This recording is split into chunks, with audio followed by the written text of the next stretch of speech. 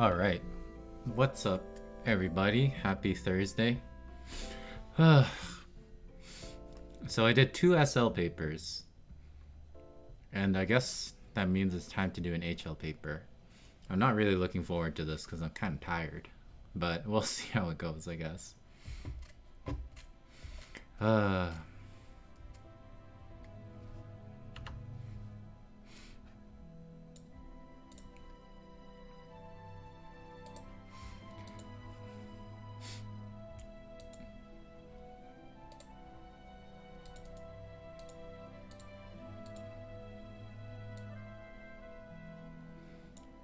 Okay, let's get this over with. So first up, what do we have? Consider 2 events, A and B, and we know that the probability of A is the same as the probability of not A intersection B, which is 4. And we also know the probability of A and B is 1. By drawing a Venn diagram or otherwise, figure this out. Okay. So, I always like to draw Venn diagrams.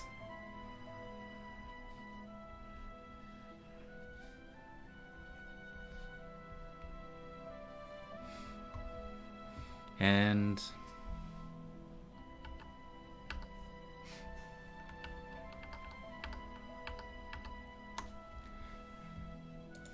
let's see what we have. It says that the probability of A is 0.4. Well, okay, let's get the obvious one out of the way first. Probability of A intersection B is 0.1. So this is 0.1. Then we can work with the first piece of information, which says that the probability of A is 0.4. So that means that this little piece of the Venn diagram right here needs to be 0.3. And then this one, the intersection of B and complement of A or not A is 0.4. So that means this section right here, right? This is the part of B that is not part of A. So since this is 0.4, now we can say what A union B is. A union B is just the sum of these 3 numbers. So what is that? I guess that's just 0.8. And why don't we just put a 0.2 out here just to complete the diagram? Thus show that the events A and B are not independent. So to show independence of events, then if they were independent, the probability of A multiplied by the probability of B needs to be, I always forget the formula, but it is in your formula book. So why don't we go down to stats.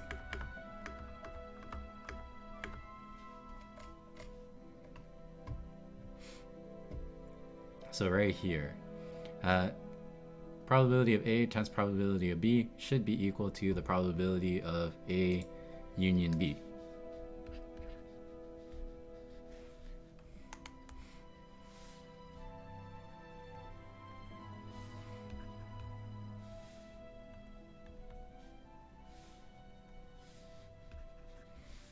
So let's compare the two.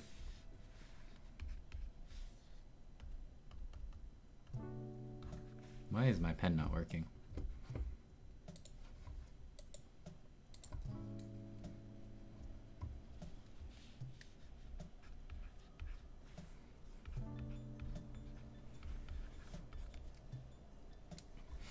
And it's pretty straightforward to show that these are not independent because they're gonna clearly not be equal.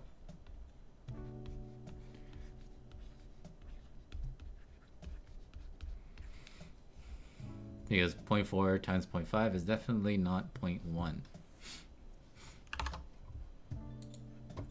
And with that, we are done the first question.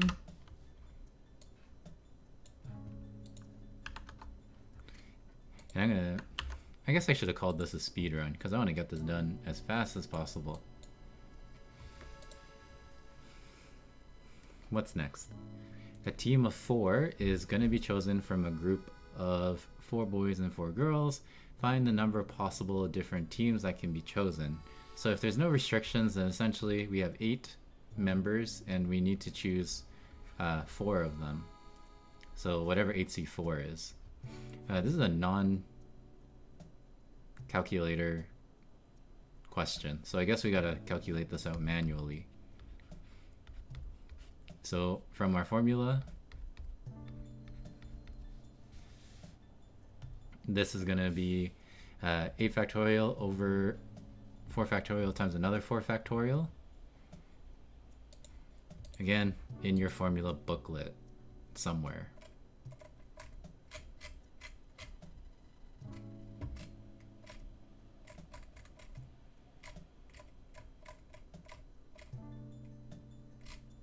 I guess it's not. Oh well, I guess that means that you don't need to know how to calculate it manually nowadays.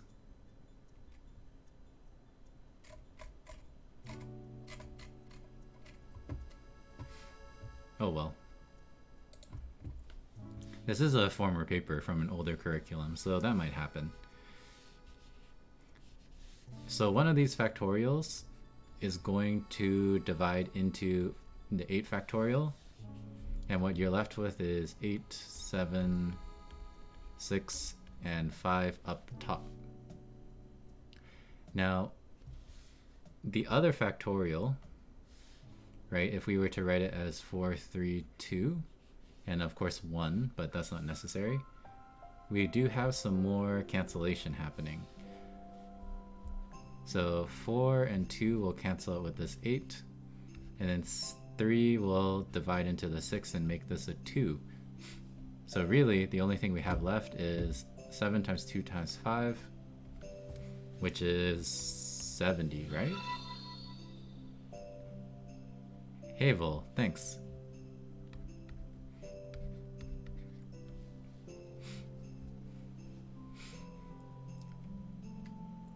Okay, so with that out of the way, then they're probably going to start adding restrictions. So find the number of different possible teams that could be chosen, given that the team must include at least 1 girl and 1 boy.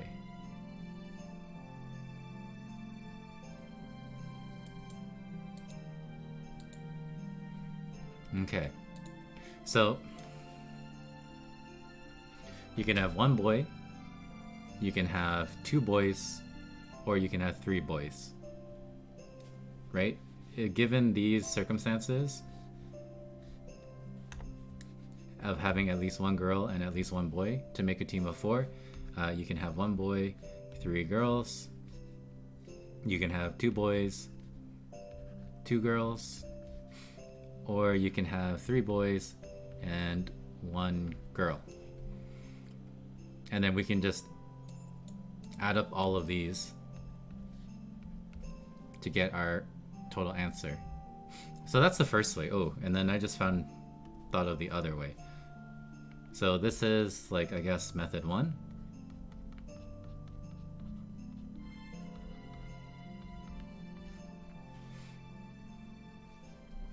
The second method I think is actually more efficient, but it does require you to be able to see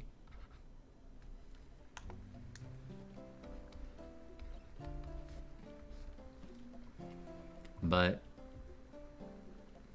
if you need at least 1 girl and 1 boy, notice the teams that I'm missing. I can't have a team of basically all girls or all boys, right? So the other way we can do this is take all of the groups and then minus a team of, 4 girls and minus a team of 4 boys.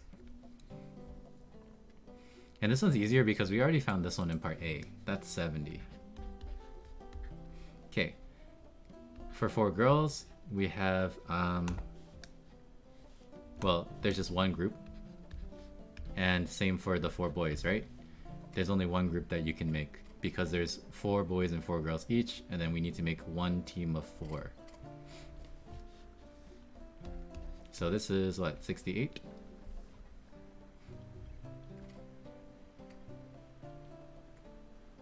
And let's just double check the other method. So if we need to choose one boy, then there's 4 boys to choose from. And then choosing 3 girls, that's 4 choose 3. And there are 4 different ways that you can choose that. The way that I did that so fast is choosing 4 girls is the same, or rather having 4 girls and you choose 3 is the same as having 4 girls and then you're choosing 1. And this one's way easier to calculate because that's just 4.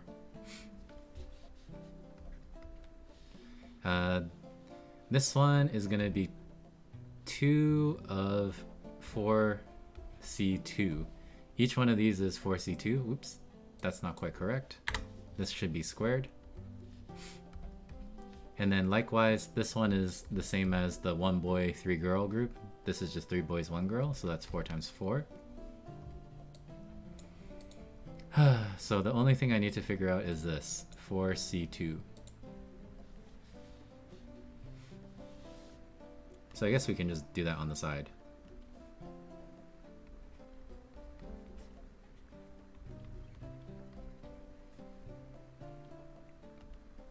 Isn't this just 3? I think it's just 3.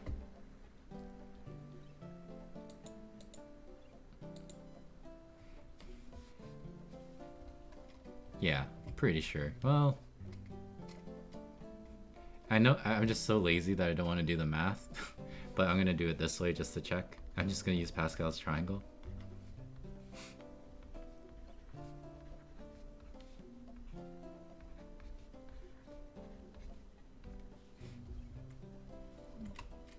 So 4c2 corresponds to 6 or 4. I think it's 4.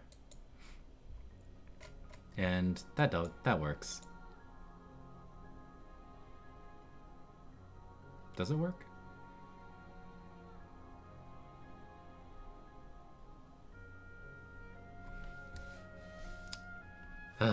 Okay. No, it corresponds to 6. Yeah. So I think that checks out.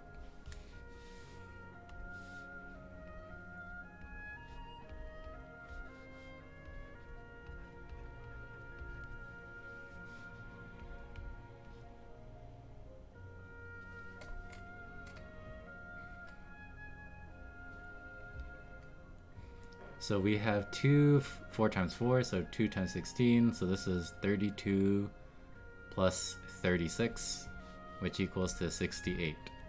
Nice. So works both ways. It's probably correct, if that's the case.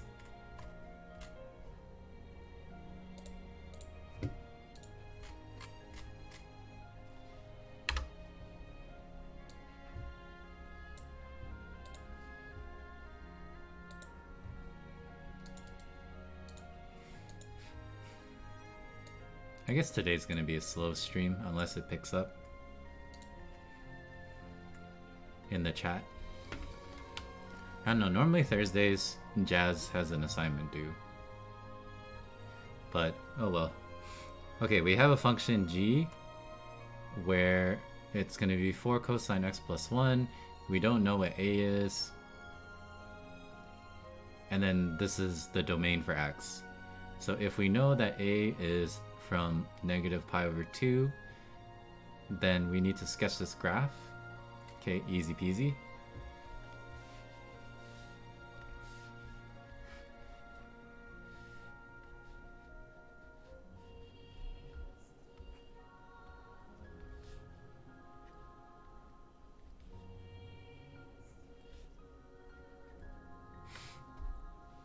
So our domain is only from negative pi over 2 to pi over 2, and then we have a 4 cosine plus 1.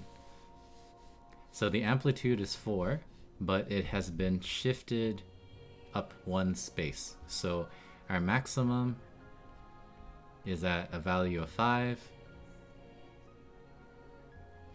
and a minimum at negative 3. And then because this is a cosine graph,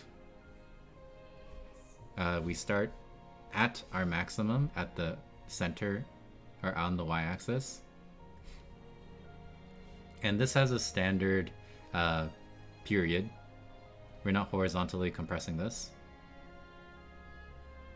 So then it just goes to here and to here, because a half period cosine on the right side would need to look like this to get to pi. Okay, so here's our graph. Indicate clearly the minimum and maximum values of the function.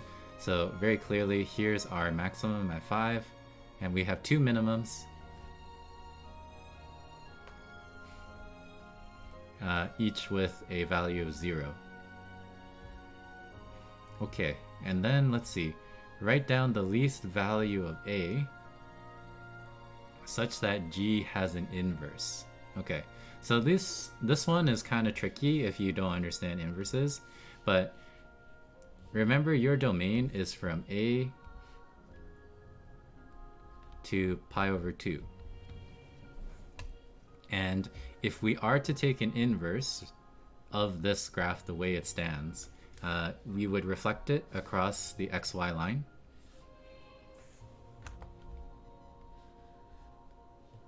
And then if you try to like reason this out or sketch it, this is gonna get a little messy with the colors.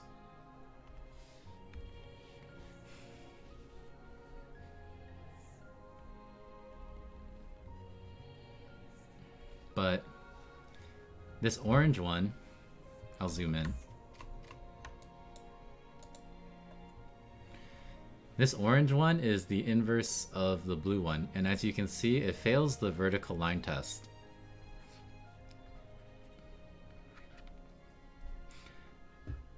And so what the question wants is we need to choose an A so that when we take the inverse, it's going to be a function.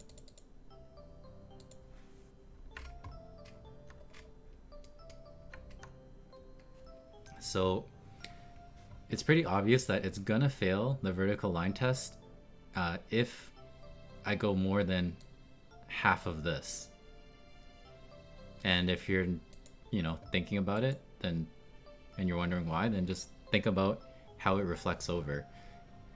So it makes the most sense that my domain, or rather my A value, the lower boundary of my domain,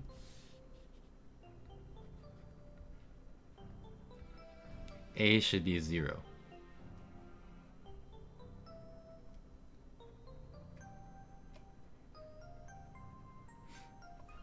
If I go any more, then when I reflect it, it's going to fail the vertical line test.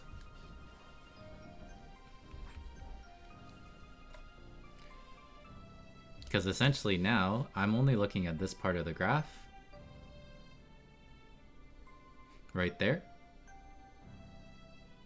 And what's funny is that if you take the inverse of it, it looks the same. Kind of. But this inverse of this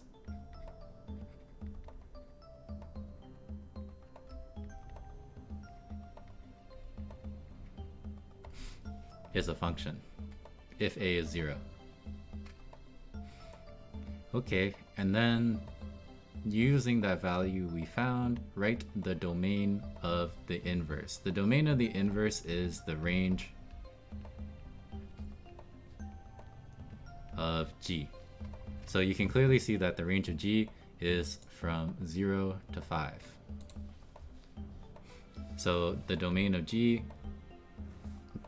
how you want to write it is up to you.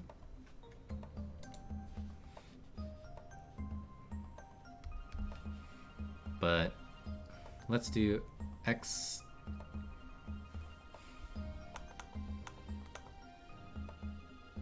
Let's do it this way. 0 equal to X equal to 5. And then find an expression for G inverse. Okay, so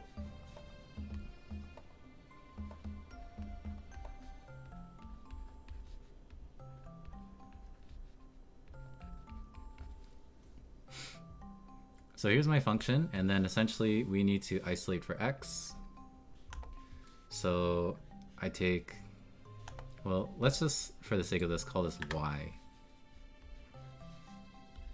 So I have y minus 1 is equal to 4 cosine x. That means that y minus 1 divided by 4 is equal to cosine x. Thus, x is equal to the inverse cosine of y minus 1 over 4. So my actual function is this thing.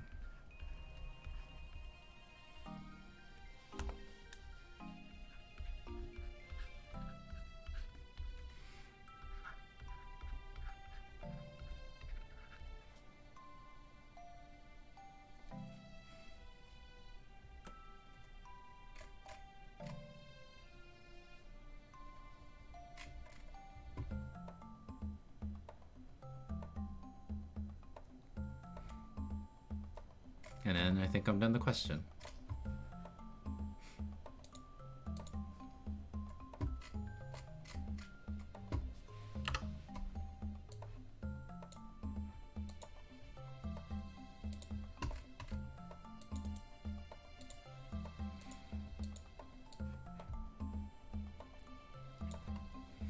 Alrighty, what do we got? System of equations.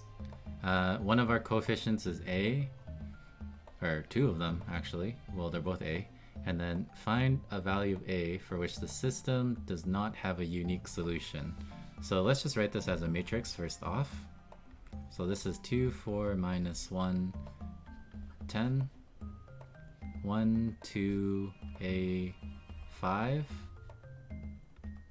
5, 12, 0, 2a. Okay, so if it does not have a unique solution, then essentially that means that we have a free variable, which means that I should have a, probably I'll have a 0 row. So if I were to do row operations, I need to make sure that there's going to be a 0 row, and then that's going to help me find out what a is. If you look at these two, I'm ignoring this one because this one has a 0, so it's going to be difficult to work with this one. But look at these two. The second equation is basically twice, or well, the first equation is twice the second. So if, I guess, if row 1 is twice row 2,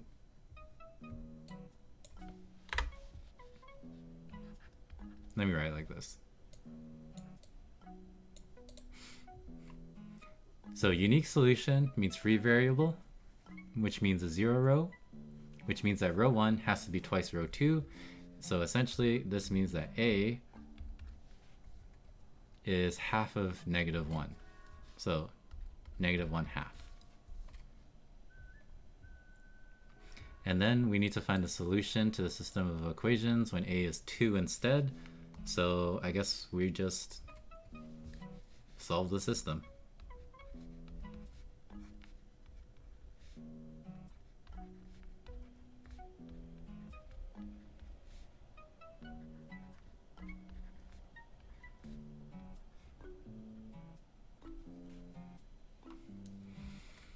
Okay, let's do some row reduction because this is a paper 1.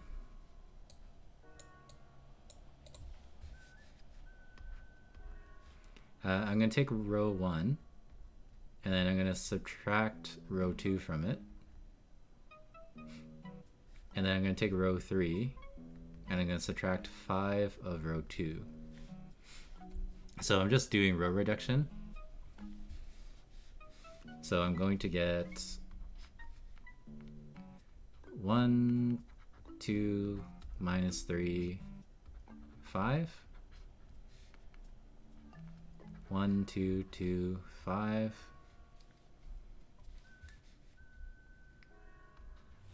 0 to Genie XZ. Thanks. And positive 5. Ooh, this is gonna get ugly. Negative 46, I think.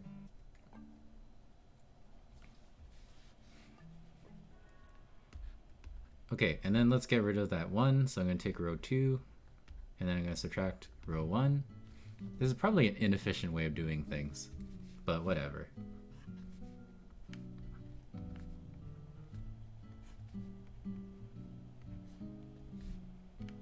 So 0, 0, and then row 2 minus row 1 gets you 5 and 0.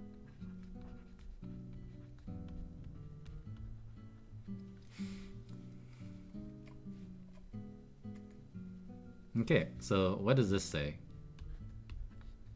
The second row says that that means that z is basically 0. So if z is 0, then this equation here says that 2y is negative 46,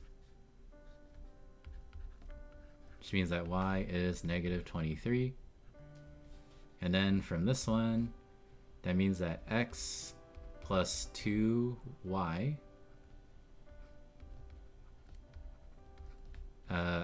minus 3x or minus 3z, but z is 0, is equal to 5. So x is going to be 5 plus 26, 31.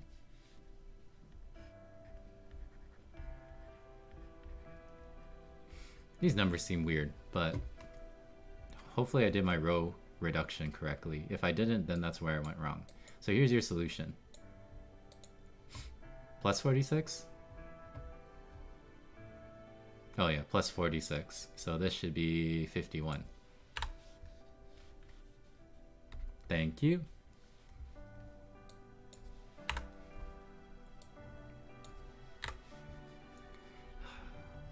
Who reduces matrices by hand nowadays anyways? So stupid. We have calculators for that.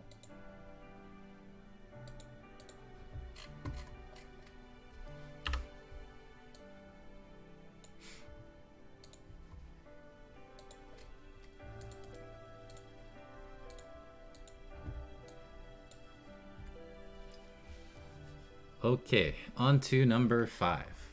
We got two vectors, and then there's some variables in each of them.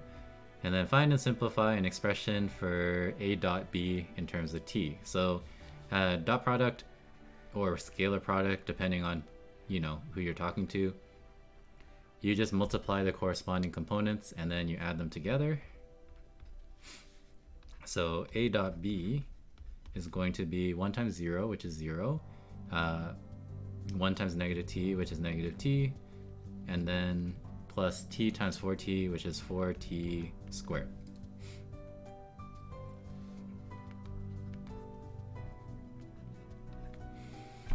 And then hence or otherwise, we need to find out the angle between them. So another alternate expression for the dot product is the absolute value of a times the absolute value of b, and then I always forget, it's either sine or cosine of the angle between them, but that's what your formula booklet is for.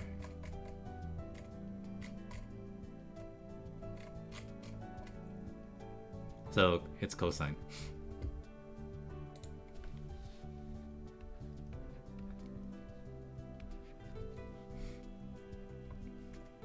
Okay, so what we can do is we can equate these two expressions then.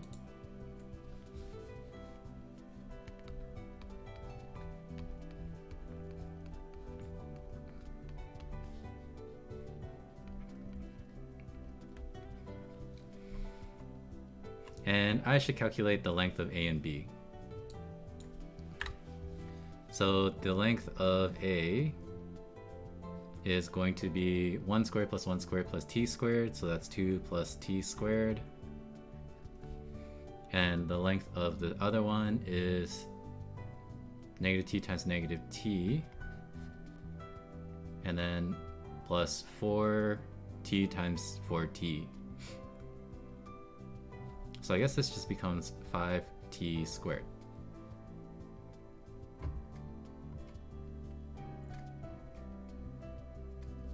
This is looking messy.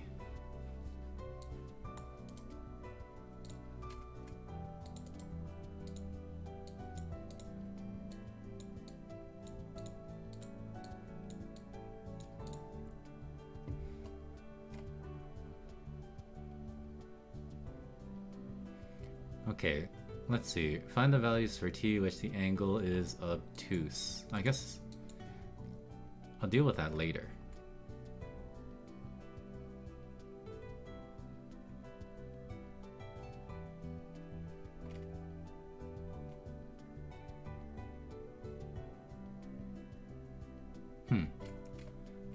Oh well, I'm just gonna keep going. I feel like I'm missing something, but maybe I'm not.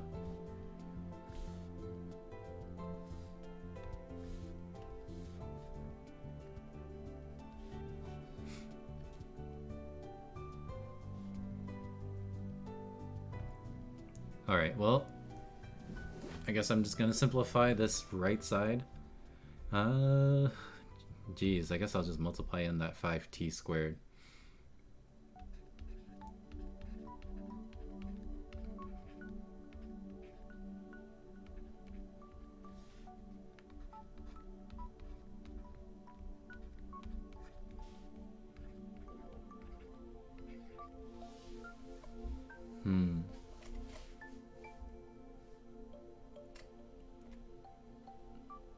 Wait, I need to solve for t. Hold on. And I have currently two variables, t and theta. So I guess theta's obtuse, so what does that mean about cosine? If it's an obtuse angle, then you have a negative value.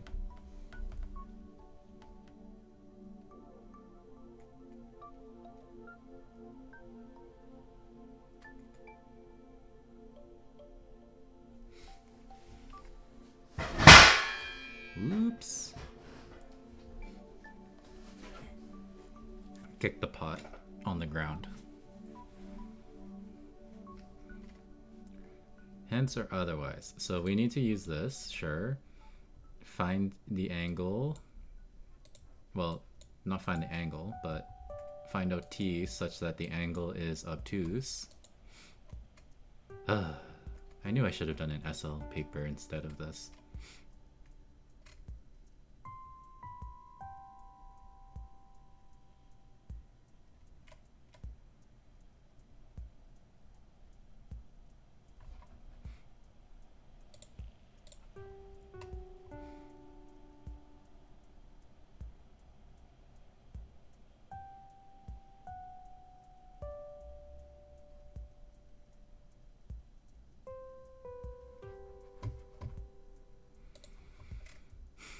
Yeah, I don't know right now. I'll come back to this one later. And we'll keep going.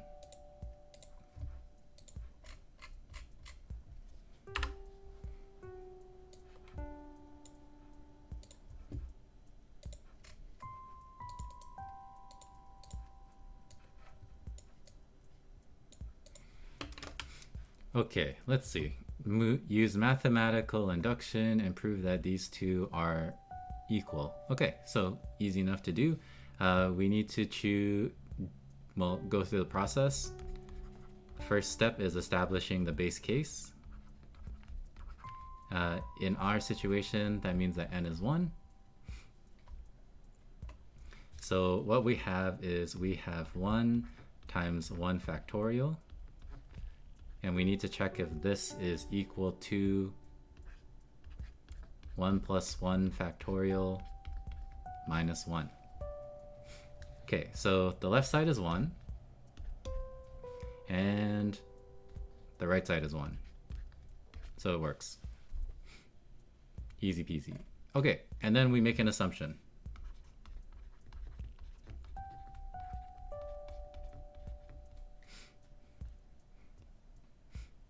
Kensiki, are you an HL student as well?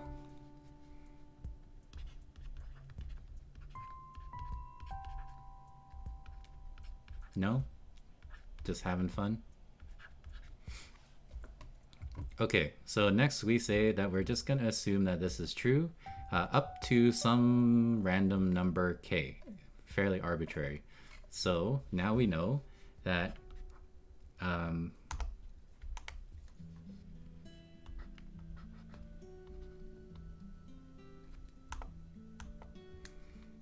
the sum of r to k of... You taught this last week? Oh, you're a teacher. What do you teach? Where do you teach?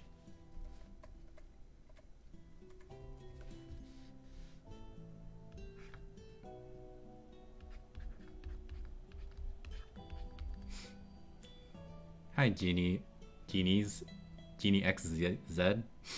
Not really sure how to say your name, but hello. Okay, so we make our inductive hypothesis where we assume that this statement is true. What's that tube in the background? It's my vacuum cleaner. I'm too lazy to put it away.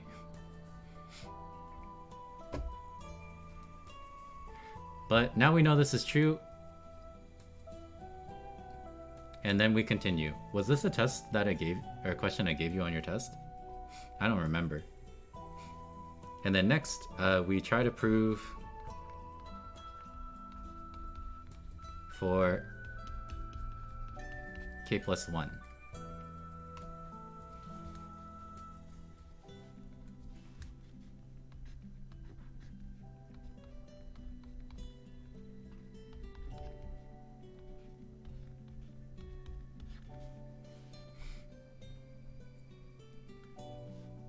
Stochastic leaves me desperate right now. What's stochastic?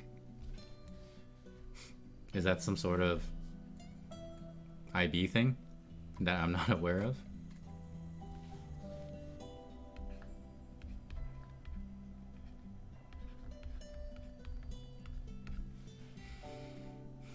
Okay, so if I were to plug in n being k plus 1, then I need to show that these two sides are the same.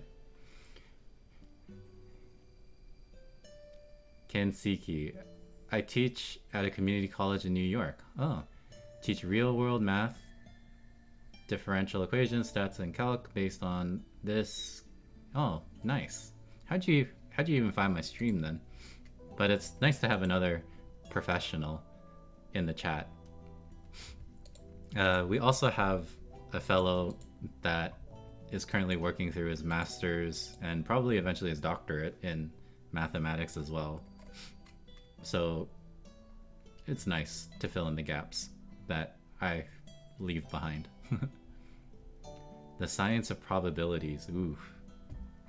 Honestly, statistics and probability was my least favorite part of my math studies. But anyways, continuing on. So the ultimate goal is to show that these two are the same. And we're going to need to have this assumption come out of this somewhere. So this is easy to do because we can just separate this sum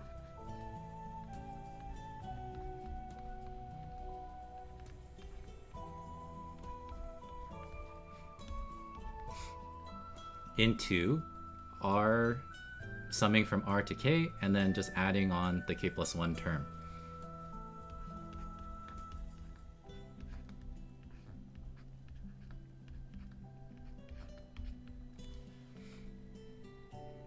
Not that many in the math category, that's true.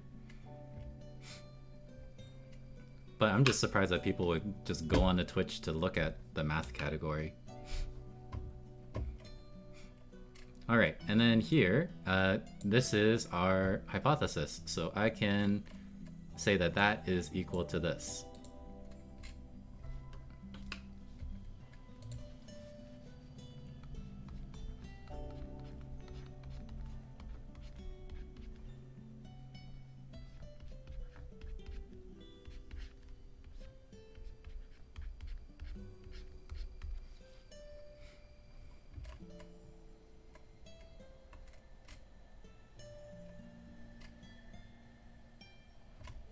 Just double checking that I did this all correctly.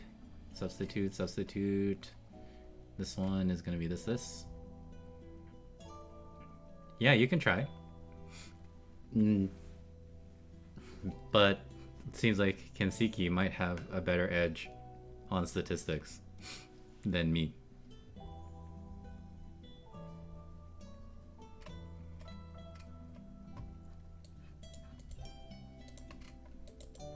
So, oops.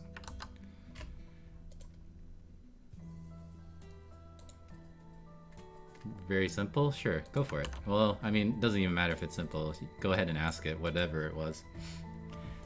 But meanwhile, okay, so this is the left side of my equation after I've used my hypothesis. And I need to make this look like this side. And if I do, then I've proven by induction. Now, this is looking good because I do have the -1. And that means that the rest of this needs to be k plus 2. So I'm going to move this to the back. And then we need to find a way to make this look like k plus 2. Now, let's see what happens when we have, when we take out the common factor of k plus 1 factorial.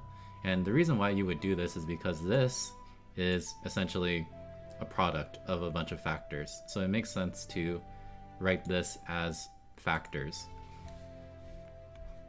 So if I were to factor it out,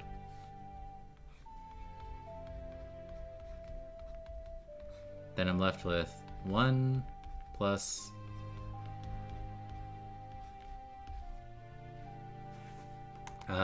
k plus 1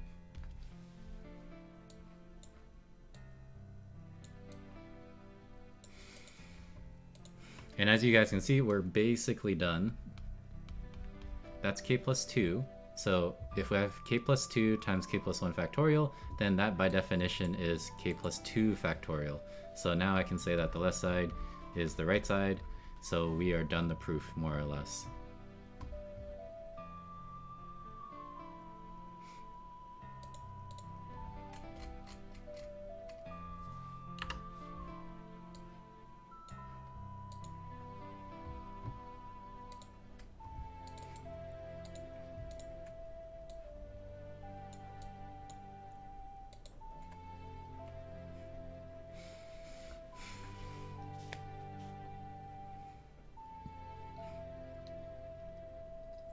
GenieX said, you're still there? Busy typing out a giant paragraph, maybe? Okay, well, I guess while I wait, let's move on to the next one. So consider two curves which have these definitions. And then using implicit differentiation or otherwise, find the derivative for each curve in terms of x and y. Okay, so just implicit differentiation, right? So for the first curve, we have a product of x and y, so you're going to need to use product rule. So the derivative of x is 1. We're going to multiply it by y. Then we're going to add, well, x times the derivative of y, which is just dy dx. And this is equal to the derivative of 4, which is 0. In other words, dy dx is negative y over x. Okay, let's take a look at this. Suppose that a certain population of adults, 10% have diabetes, oof, 30 have hypertension, 7 have both. I don't get why event A intersects B isn't the empty set, since both events don't have any of the same elements.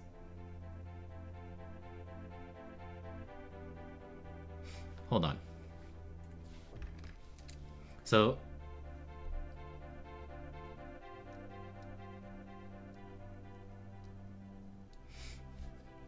if you wanted to draw a Venn diagram of this, right? You have the people with the BDs. diabetes. And, you know, that's 10%. And then you have the people that have hypertension. And this is 30%. Hypertension. Let's just call it HT. Now, you are allowed to have hypertension and diabetes. And it tells you that in your paragraph, genies. It says that 7% have both. So you do have an intersection. So if we were to write this as a proper Venn diagram,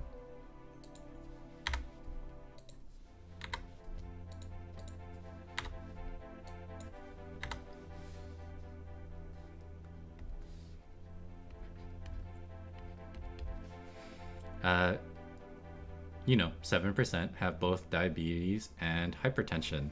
So the 10% that have diabetes, there are 3% that only have diabetes. And then from the hypertension, what was it, 30%? So from the hypertension, you have 23%.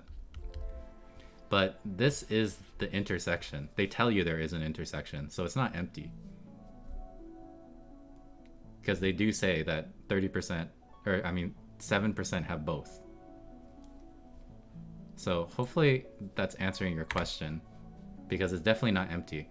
There's people that have both. Yeah, the language in IB testing, Kensiki, is a little funny. It does definitely say hence or otherwise, as if, you know, you would do an otherwise.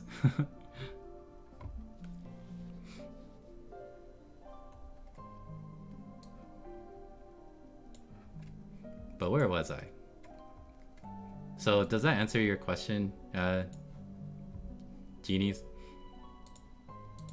Germany, huh? Wow, I'm getting people from all over the world. Yeah. Well, the elements are technically the probabilities. And then there's a probability that you could get both.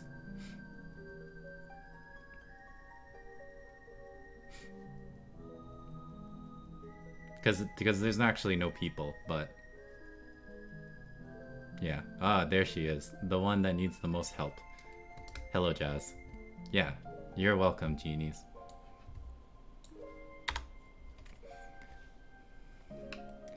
Okay, and then I got to find out the derivative of the other one. So derivative using implicit of this one. So to take the derivative of this, y squared, we'll need the chain rule. So first we take the derivative of the square part, and then chain rule with the derivative of y itself, which is just dy dx. My assignment is due on Monday, so I think so. Kind of chilling today, I see. And you'll be back on Sunday. Okay. Did you join my Discord? I have one now, so you can ask questions there. I think you were here last stream, right? Where I started mentioning it. Yeah.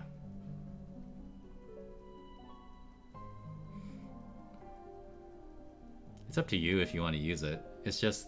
It's more efficient if you have like a picture of your question to just post it there instead of typing it in chat. How do you not know how to use Discord? It's so easy.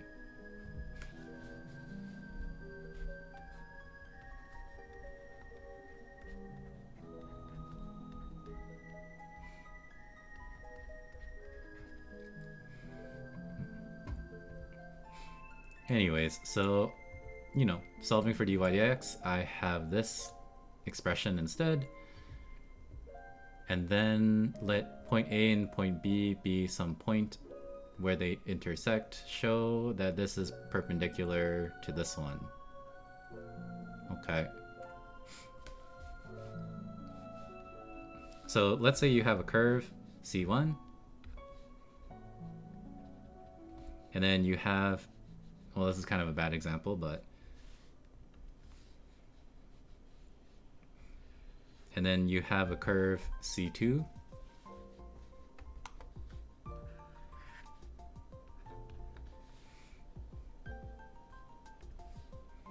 And then here you have your point P. And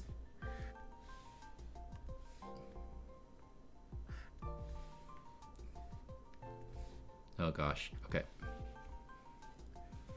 Yeah, you could also use messenger. And you just need to show that the tangent derivative at P of both C1 and C2 are going to be perpendicular, right? But I don't see what's the point of telling you this, because I guess wherever it's defined, even the expressions themselves are negative reciprocals of each other.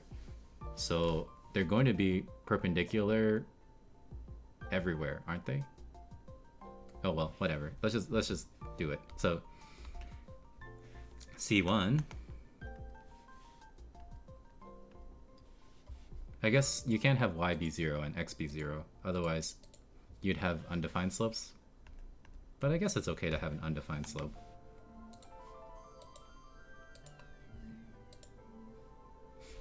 Oh well.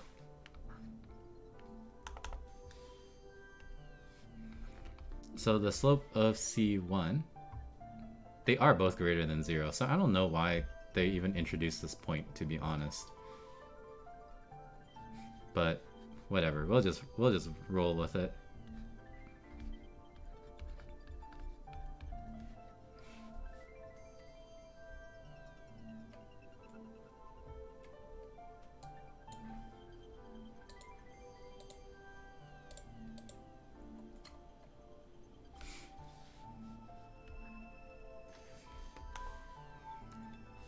Okay, so what I'm doing is I'm just plugging in those x and y coordinates, and then all they do is they just turn into a and b, which is why I'm wondering why this was even a thing. But anyways, so as you can see, the tangent slopes at point P of each curve are negative reciprocals of each other, therefore they are perpendicular. So you would either need to say a sentence like that, or you could say, you know, by definition of being a negative reciprocal, that means that if you multiply them together, you will always get -1, which also implies that the two slopes are perpendicular to each other.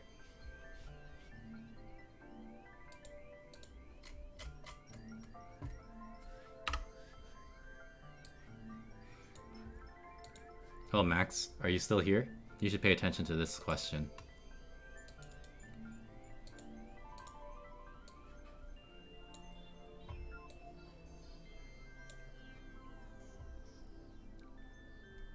I like using to multiply them. Yeah, it's nicer.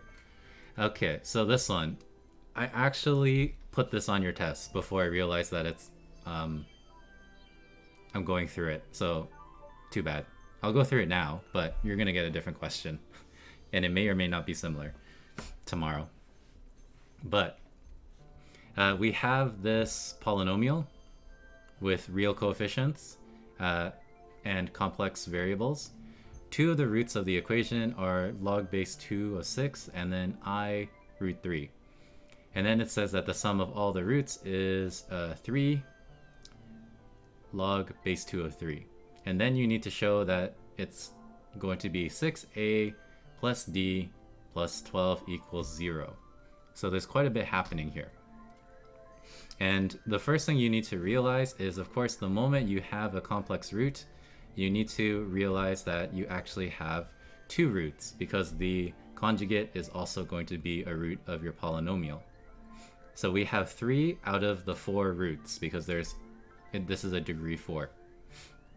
Now that's really nice, because if I know what the sum of all of the roots is, and I know what 3 of the roots are, then I can find the 4th root really easily, right?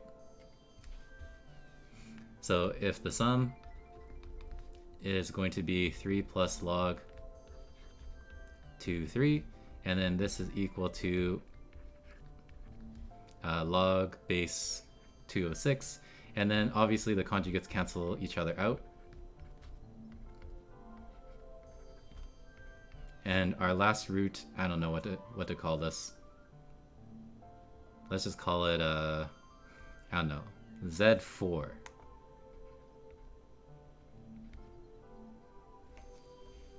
I don't want to use A. A is already taken.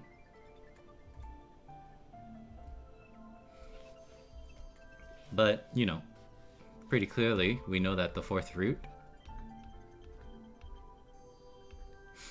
is going to be, what, 3 plus log 2, 3 minus log 206. And then we should try to simplify the logs, yep.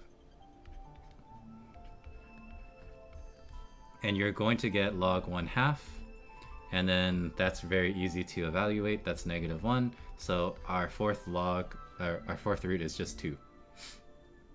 Excellent. Okay, so what does that mean? Now, I need to show that 6 times a plus d plus 12 equals 0. And notice that a is the second coefficient, d is the constant coefficient, so we're going to use Vieta's sums, or Vieta's formulas.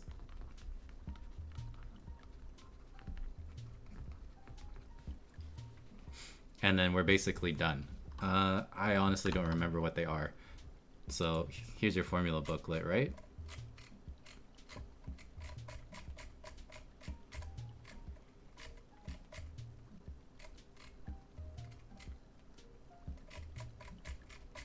And then where are the sums? Right here.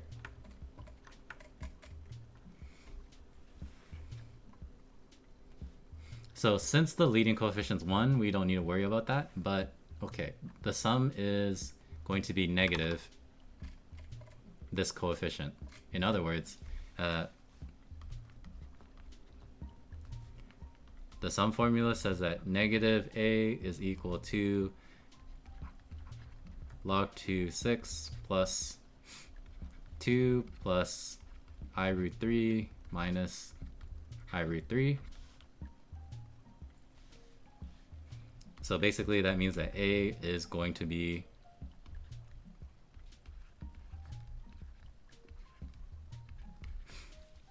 negative log 2(6) minus 2, and then our product one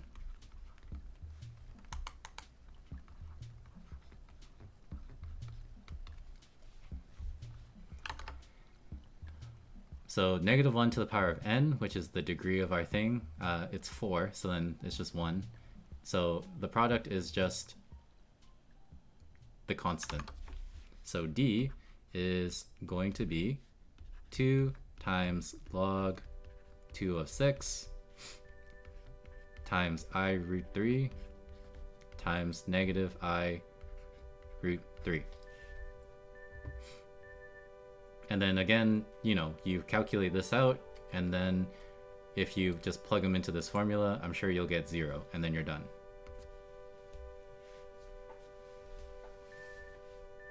Sound good, Max?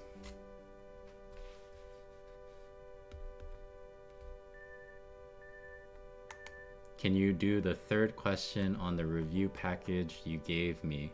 Sure. The third question, isn't that still one of the easier ones?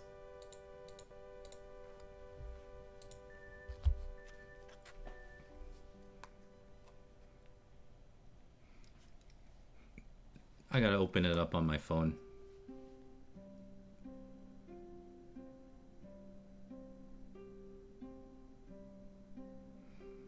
Didn't I give you the solutions too? Why don't you just read the solutions?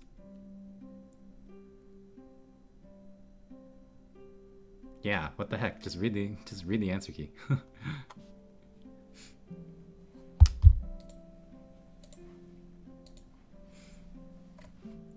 Yeah, I'll leave the rest for you to think about. I mean, I did most of it anyways, so you just need to show this. So plug in A, plug in D, and it will work out, I'm sure.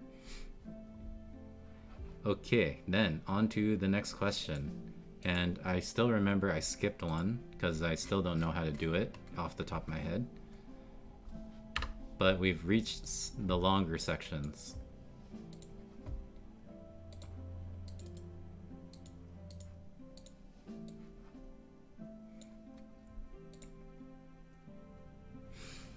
But what do we got?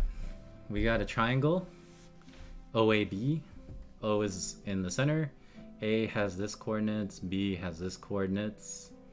And then find, in terms of B, a Cartesian equation of the plane containing this triangle. So,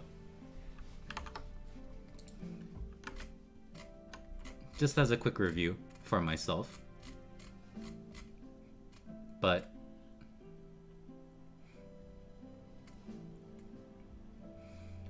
the Cartesian, I think they wanted a Cartesian one, right? Yeah. The Cartesian equation of a plane is ax plus by plus cz equals d. Now, what are all of these things? A, b, and c are essentially the components of the normal vector of the plane. And we'll get that in a bit. So we need the normal vector of the plane. And then d is essentially a times n, where a is a vector in the plane. So d we will calculate by doing a dot n. So everything relies on n essentially. So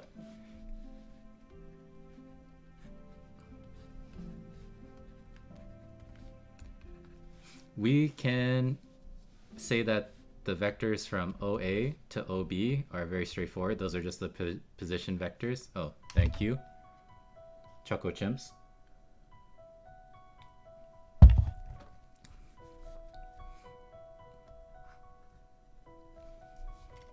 But these have vectors 0, 1, 2.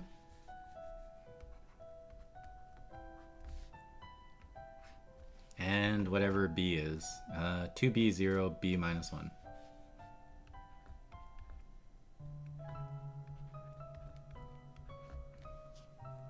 And then they are contained in a plane, right?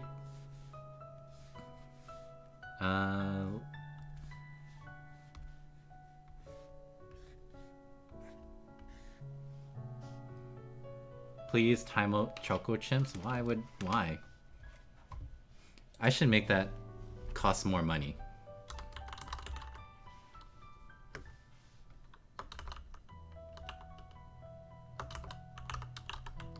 But if someone's willing to pay 3,000 channel points, you can untime them out.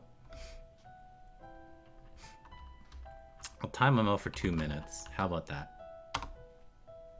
Sorry, Choco Chimps. I gotta do what the money tells me to do.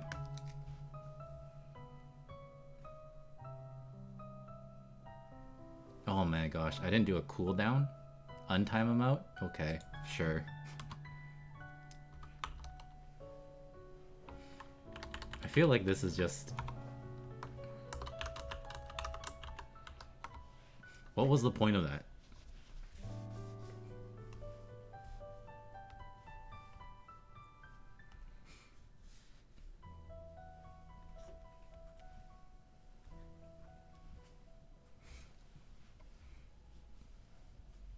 Simply not worth it. Yeah. So here's the normal vector. Do timeouts? Oh, okay. Wait, Choco Chimp, are you a mod anymore?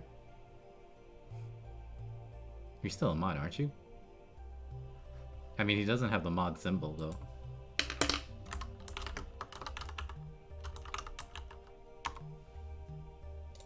Oh well. I just remodded him just in case. But anyways, so to get this normal vector, we need to take the cross product of these two. So normal vector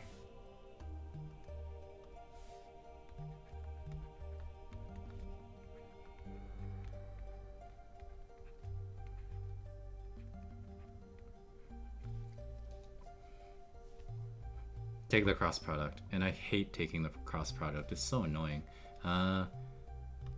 So what is this? This is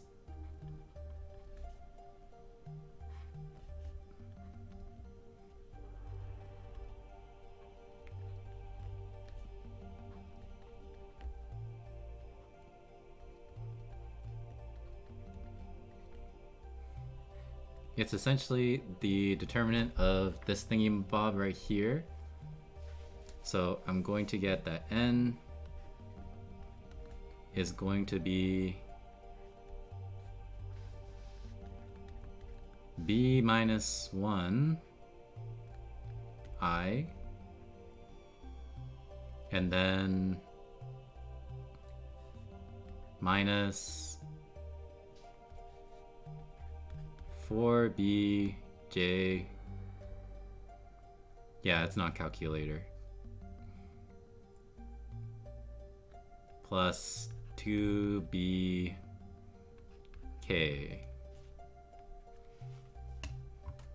Okay, if I did my cross product properly, I think this is the normal. I'm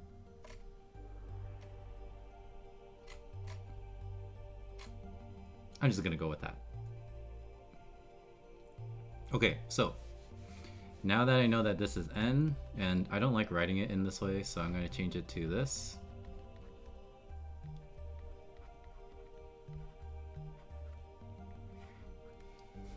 Now we can write the equation of our Cartesian, well, the equation of our plane, and then we're going to change it into Cartesian form.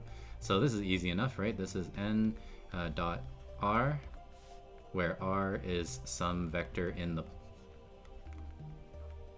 some vector xyz with components xyz, and then this is equal to n dot vector in the plane itself. So whatever, let's just use OA.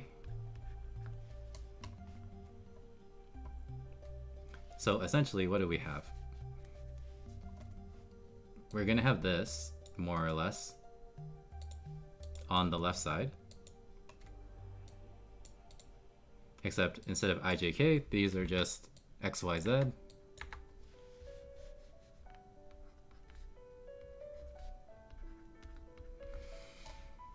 And then on the other side, I am going to take the dot product between n and then OA, which is 0, 1, 2, yeah. Oh boy, so then what do I get?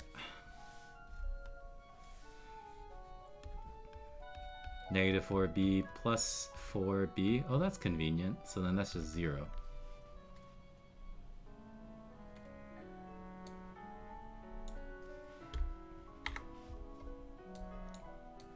So there is the equation of the plane in Cartesian form in terms of b. How many minutes did they give you? 5. I feel like they could have given you more time for that. Okay, now let's see. Let M be the midpoint on the line segment OB. So now we have a midpoint.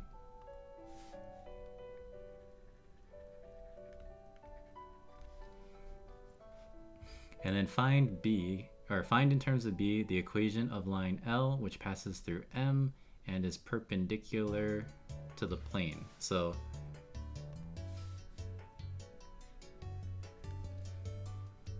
find the equation of this line. Okay, that's easy enough. It has a direction vector of n, and then we just need to find the position vector of m. So we just need to find the midpoint of this coordinate.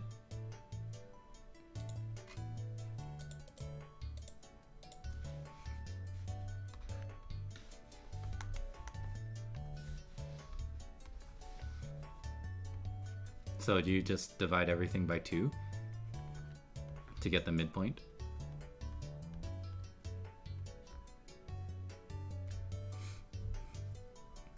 And then we put this into our line equation formula, which I feel like I should know this off the top of my head. R is going to be equal to the midpoint plus some scalar multiple of our direction vector, which was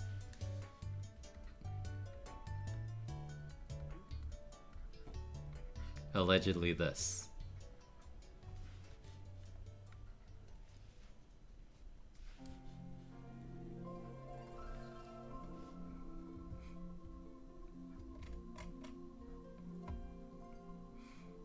Okay, and then show that L does not intersect the y-axis for any value of negative b.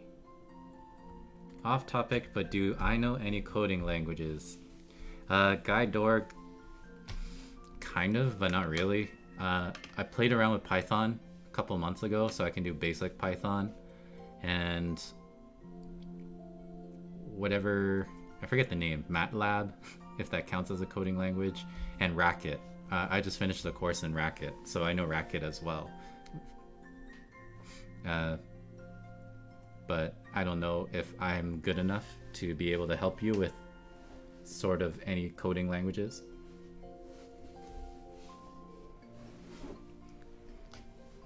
The current song, I don't know what it's from, but I'll trust you, Max.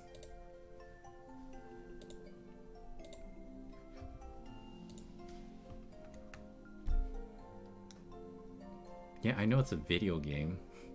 I've played Mario Odyssey, I just don't remember.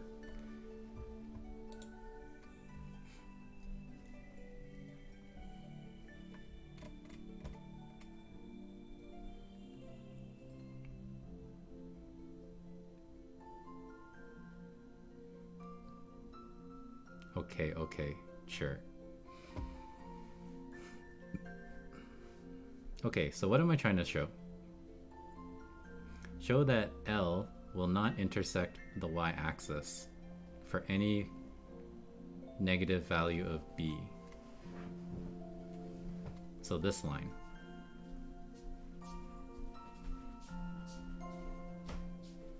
Okay, so let's see. As a vector, your line can be expressed as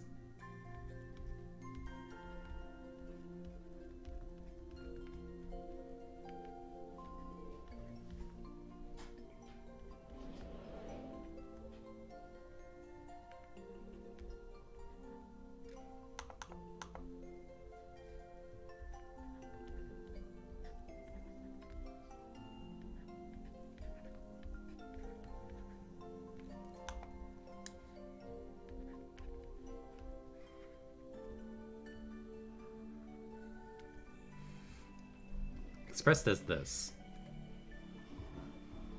And we want to see if it's possible that this is going to intersect the y-axis. In other words, is it possible if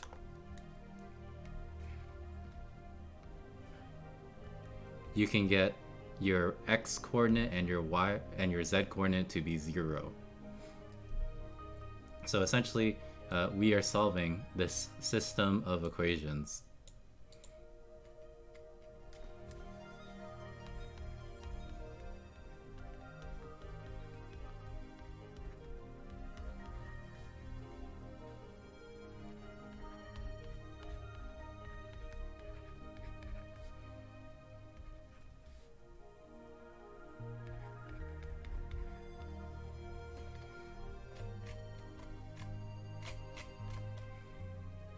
Okay, so well, let's just do some manipulation. I'm going to multiply this by 2 because that fraction's really annoying. And I'll get b minus 1 plus 4b lambda equals 0. Hello, Ashki. Long time no see. And then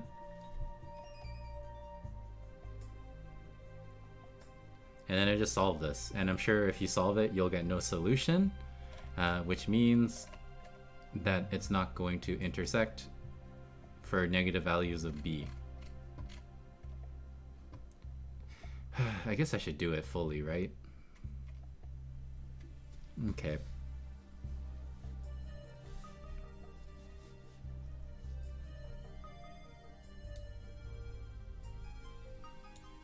How do I solve radical equations algebraically? You need to get rid of the radical. So you're going to need to square root, or not square root, square or cube or whatever your equation so that it goes away. If you type an example, then I can show you.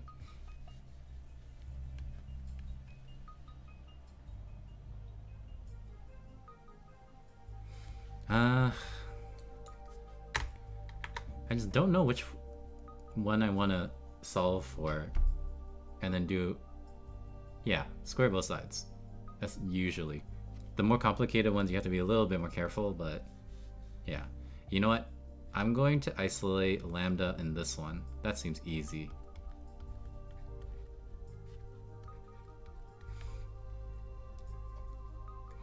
Then when I make the substitution in here,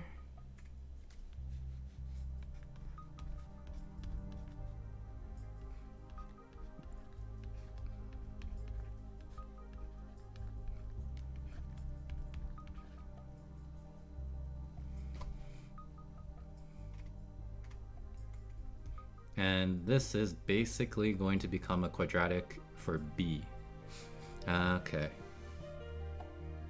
Okay, multiply everything by b minus 1. So I get b times b minus 1 minus b minus 1 minus 4b squared equals 0. So I'm just multiplying by b minus 1 to every term so that this does no longer has a fraction. Okay, easy peasy. And then I'm sure if I solve this, it's only going to have a solution for negative b's, so then I'm done the question.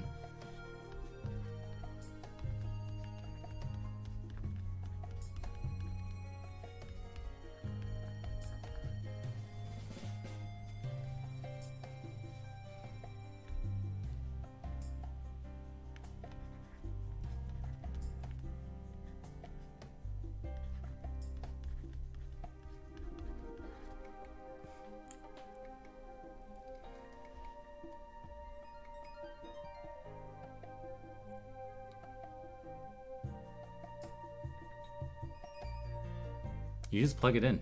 It's just asking you, is that the answer? So just check. Okay, so simplifying this, right? I get this far, so I think this is probably factorable.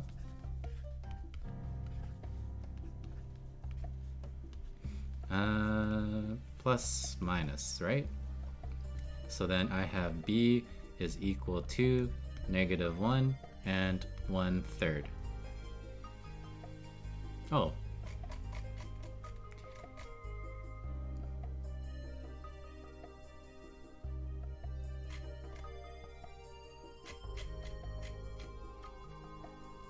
Did I do this right? This does say that it has a solution when b is negative.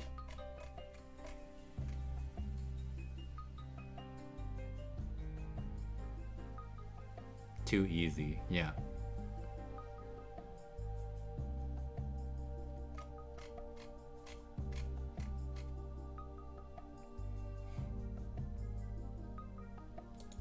You know, we're gonna keep rolling with it. So, we know that b has to be negative. That's part of the question. And if I know b is negative 1, let's go and find lambda next.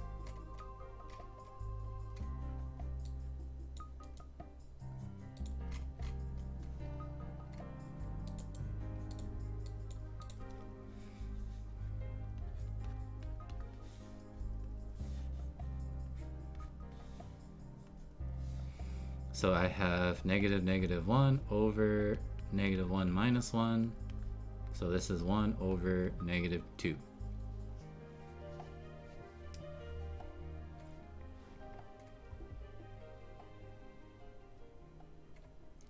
I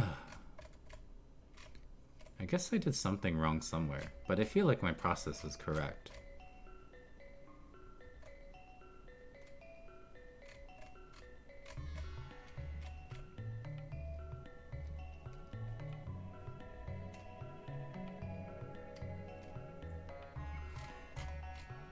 I guess, you know, if I'm still on the right track, then I gotta plug these values into my equation for the line and then see if I get 0 and 0, but isn't that what I just checked right here? I'm sure I did something stupid somewhere.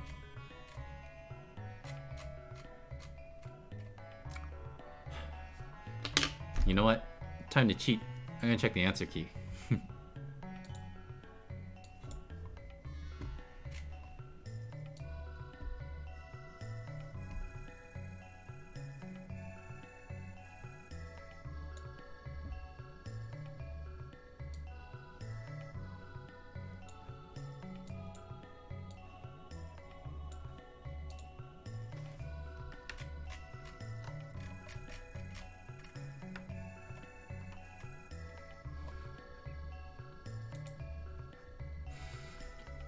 Okay, so it says that this here should be the equation of my plane. And oh, I did my cross product wrong. So this should be a plus and this one should be a minus. And I guess that changes things here and there. So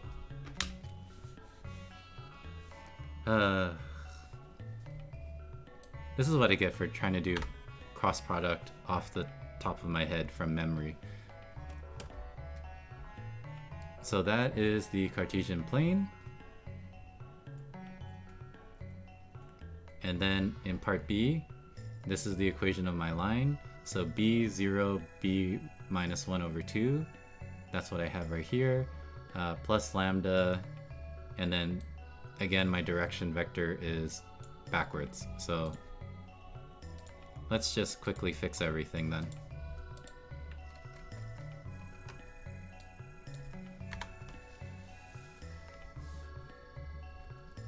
This one should be the minus.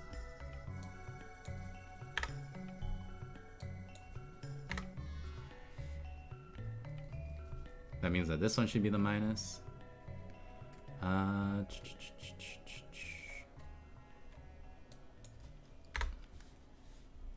Here's the minus.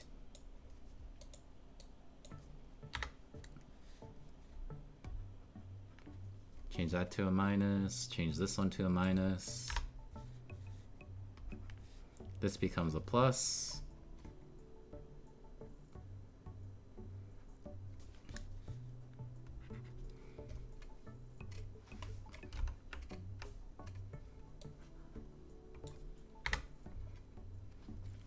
Okay, and then from here, what do I have? I have 5b squared instead, minus 2b plus 1 equals 0.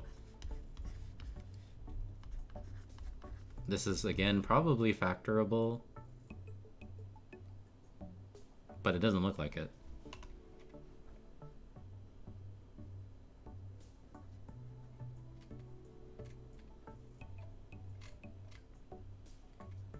So I guess if it's not factorable, we use quadratic formula, right?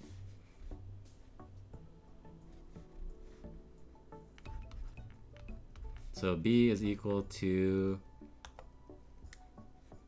negative 2, so positive 2 plus or minus square root of 2 squared, 4, minus 4 times whatever.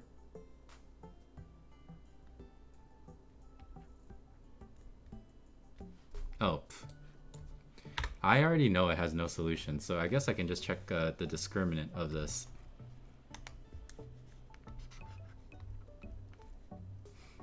So 4 minus 4 times 5 times 1. This is negative, so no solution. And then you're done. So there will be no intersection between the y-axis and the equation of the line, given that b is negative because they're saying b has to be negative. There you go. Geez.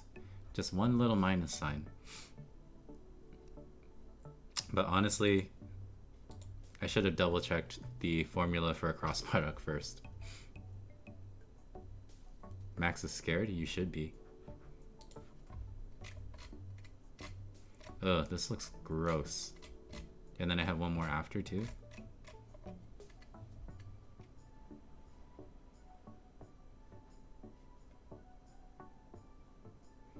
This one looks disgusting.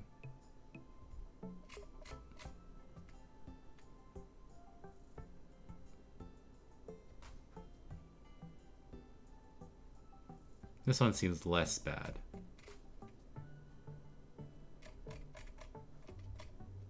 Oh well, let's deal with this one first.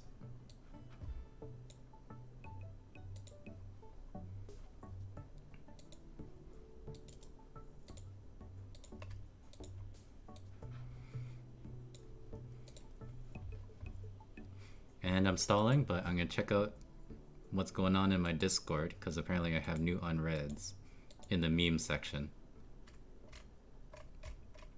It's just Max. Max, you're just spamming memes when you should be studying.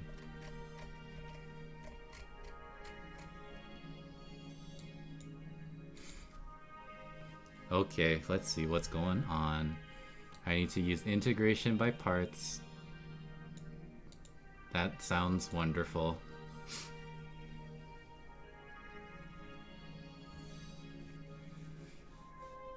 Can I fit that in this area? Maybe. So let's assign U and V. I guess it doesn't really matter which one I choose as U and V. I'm gonna say dV is cosine 2x dx, which means that V is conveniently half cosine or sine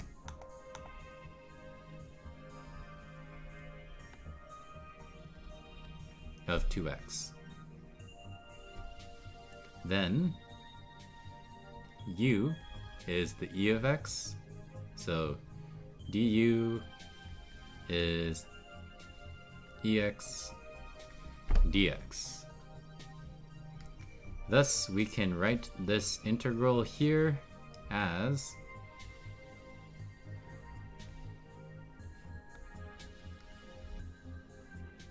U times V minus V du. So I have e to the x times 1/2 sine 2x minus 1/2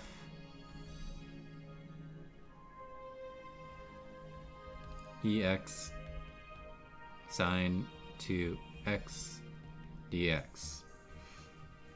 Okay, and then since both of these are like ex and cosine and sine, they just keep, you know, showing up as you take more derivatives. I need to do integration by parts again. I could not fit this. Okay, let's repeat the process. So dv is going to be sine 2x dx. So v is negative 1/2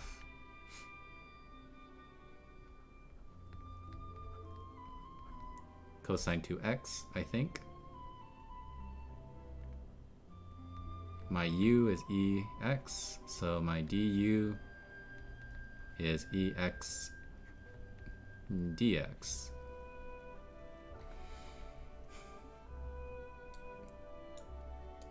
So copy.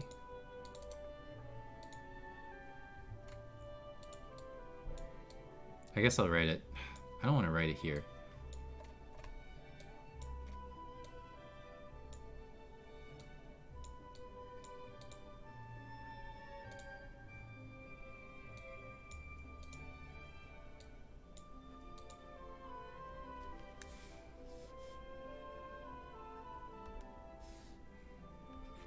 So I do integration on parts by this, on this extra integral right here. So what do I get?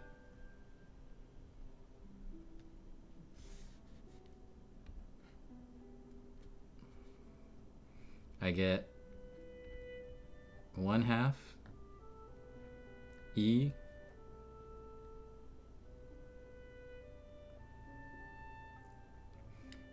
what is this? 1/2 ex cosine 2x minus 1/2 the integral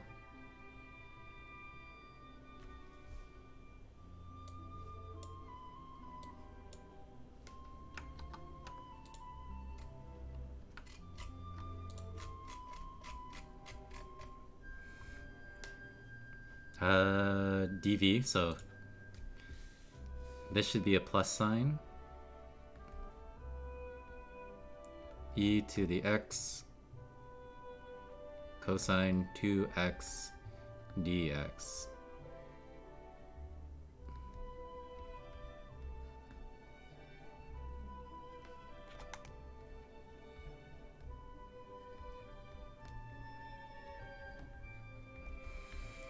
Oh my god, I hate these ones.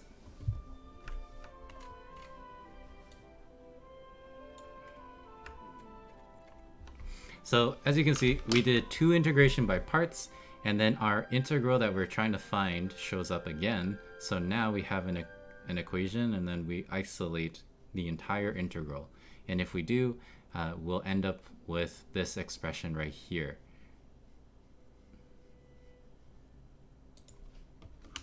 I'm fairly sure. So, okay, let's write everything out.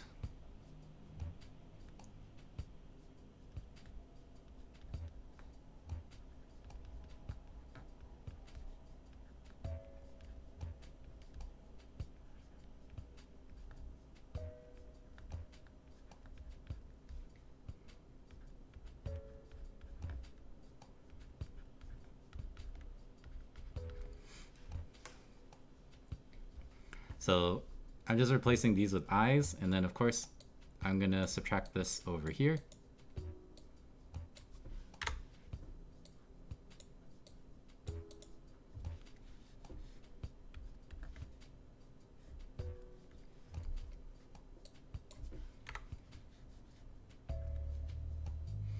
I'm wondering how the 5 shows up. I think I screwed up somewhere, but I always think that.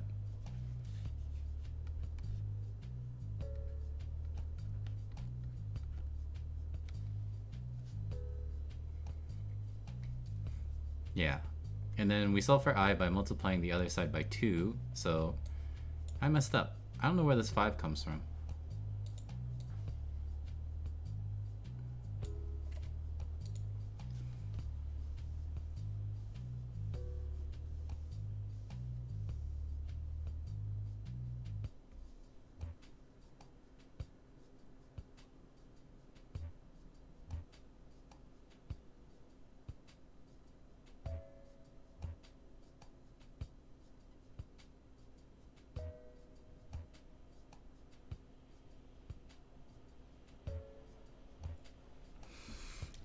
Yeah, who knows?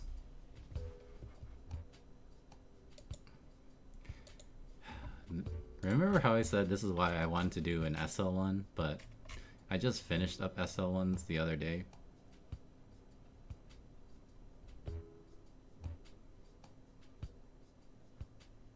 Okay, let's see. I feel like I'm not wrong. Did I dye my hair since last time I dyed it? No. But when did I dye it last? January. Like 3rd. But it's just the lighting. And it has faded since January. Oh, RGBT, you missed it. There was another post-secondary math teacher in my chat earlier. I don't know if he's still here. His name was Kinsiki. He teaches in New York. Pretty cool.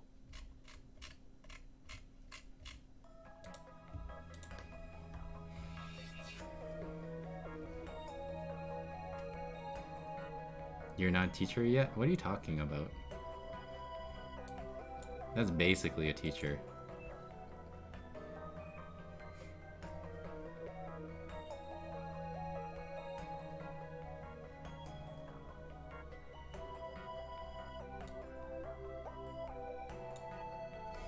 Oh, I messed up.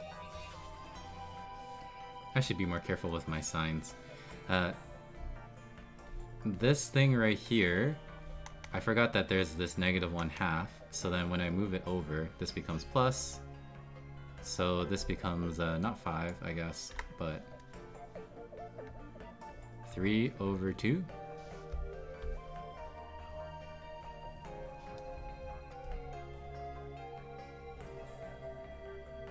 I still don't know how you get a 5 then.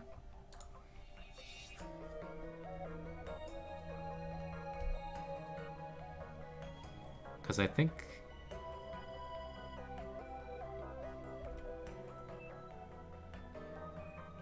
Okay, there's a lot of signage that I'm messing up on.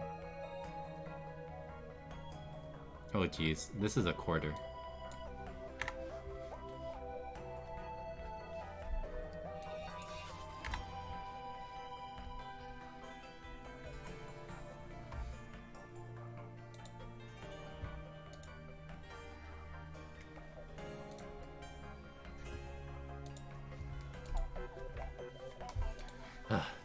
This is what I get for trying to squeeze things in.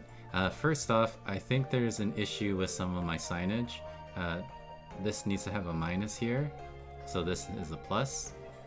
And then 1/2 times 1/2 is 1/4, so then it's plus 1/4, 5/4, and then this is where the 5 in these denominators comes from. Okay, so now it works out. If I were to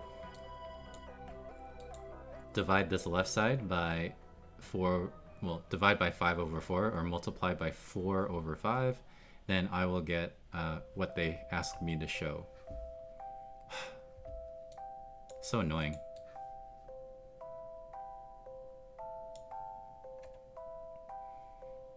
And then hence show cosine squared x dx is this stuff.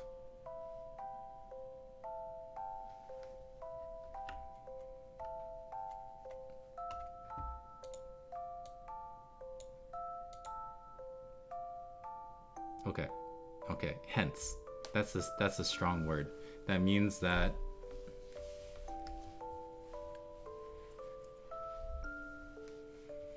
ooh, one more lecture and then you're done?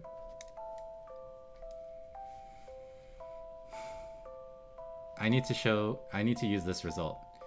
Notice that there is a connection between cosine 2x and cosine squared. We can use a double angle identity. So,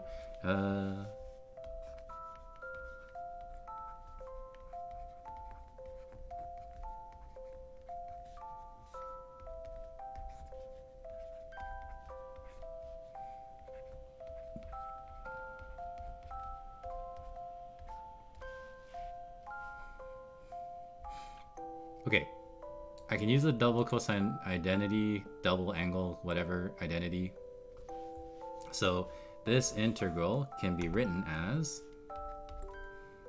2 times the integral of x cosine squared x minus the integral of ex.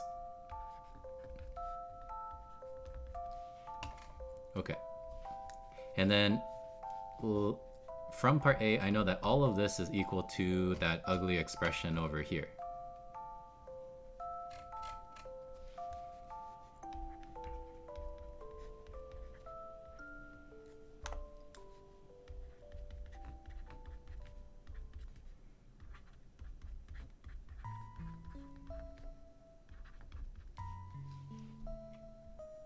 Then you have to do the quiz. Good luck.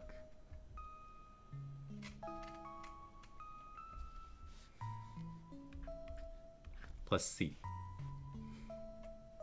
Okay, and then this is what I'm trying to find out, right? But that's easy enough to do because I have this big equation here.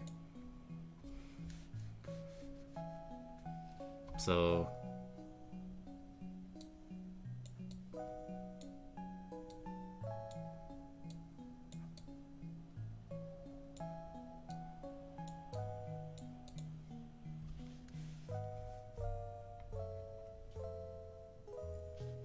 we just need to solve for this integral, and then when we do, we will get this.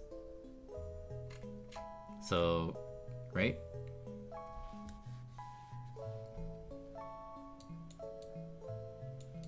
I move this integral over to this side.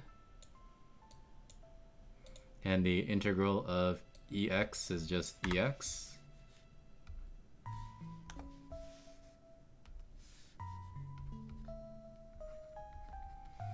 And then I just divide everything by 2. And then you will get this. Nice. Okay, so here is my function, EX cosine squared x from 0 to 5. And then it says what? Local maximum at A, C, we have x-intercepts at B and D. So local maximums, x-intercepts.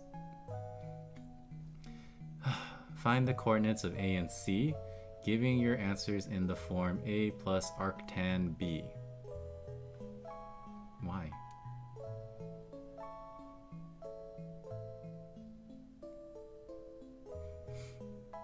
Why are they doing this? Oh well, okay. So to find the coordinates of A and C, then this is where my derivative is 0. So I just take the derivative of this function.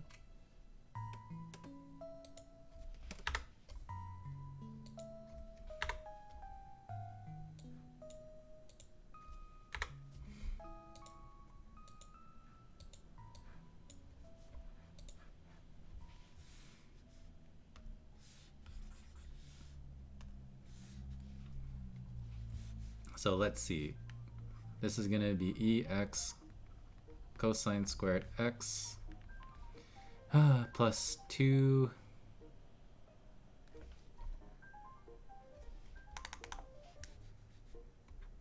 negative 2 EX cosine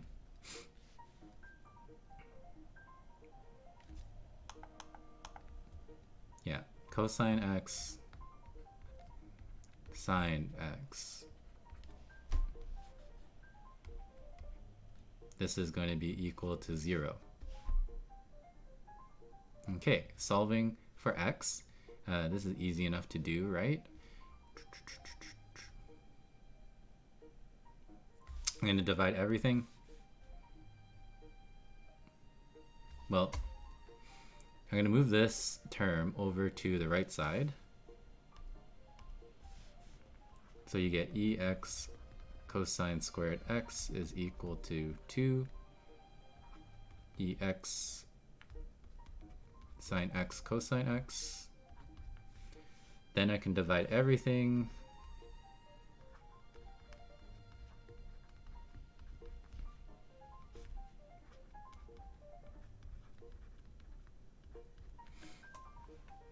So I get a nice equation. 1 is equal to 2 tan x. And then I want my answer for this for x in the form of this. So in other words,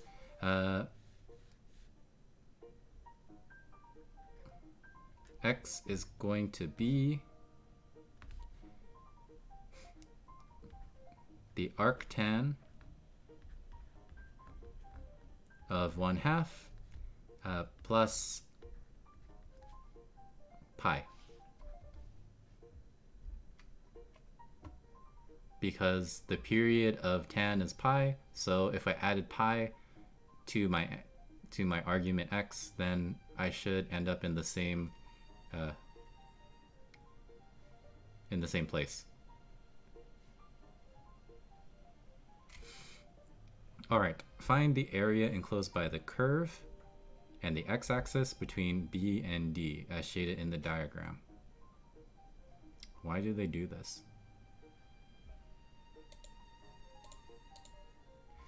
Okay, so first off, I need to find out where B and D are in terms of their x values, because I'm going to integrate from B, the x value of B to the x value of D. Okay, so let's solve this equation for being 0. It probably isn't that bad.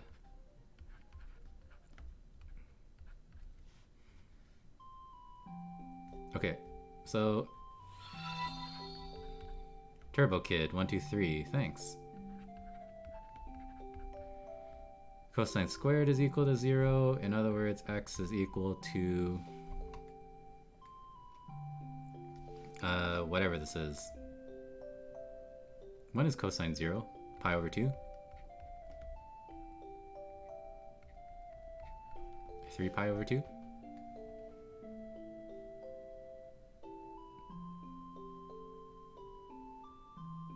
Does this even make sense?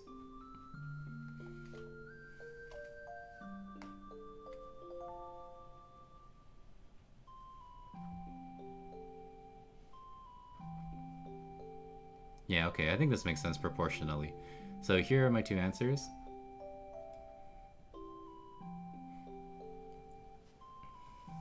So then I need to integrate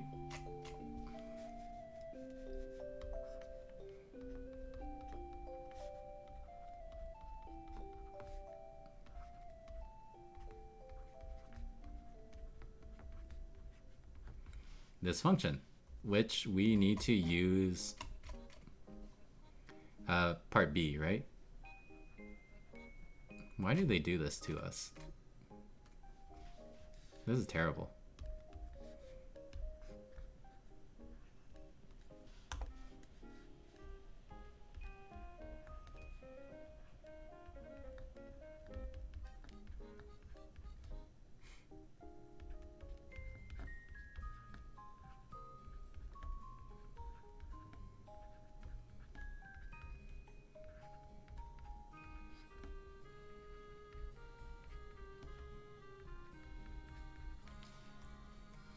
So using my expression for this integral from an earlier question, I can just evaluate it here.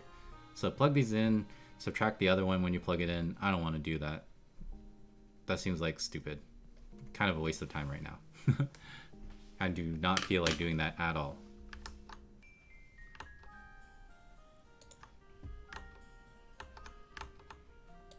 Okay, and then I think this is the last question. So we are doing well, mostly because today's a slow day and I haven't had a lot of people ask for help.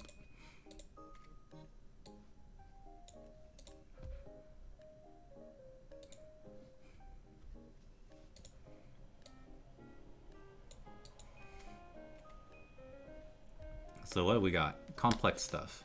Find the roots of z to the power of 24 being equal to 1. Make sure that you satisfy this condition for the argument of z, and then you need to express your answers in Euler form. Okay. Well, this is easy peasy, right? Z is equal to, well, this is 1. Do I need to write the 1? I'm going to write the 1 just to be explicit.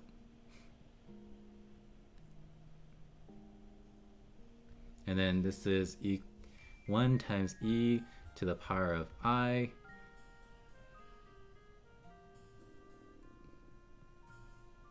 And then you need to do whatever. This is 2 pi over 24. And then plus or minus 2 pi k, where k is an integer. So all I'm doing is I'm just using de Moivre's theorem.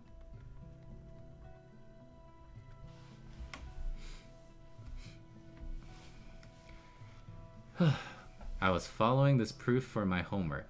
I typed up 2 pages. I thought at the very end they would somehow tie it up. Turns out it's slightly different, so now you have to restart. Oof. I don't know what to say besides that. Really sucks. And I hope that at least because you went through it one time, that the second time you do it, it'll go by faster.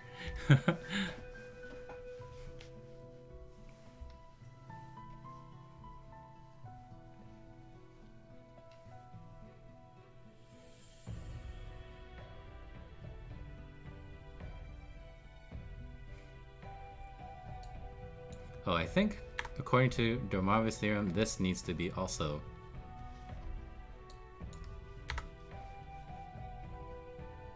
This is just it. And then we choose various values of k until we finish up the roots, I think. No, it'll be just as hard because this one's a technical proof. Well, I don't know what to say besides that sucks.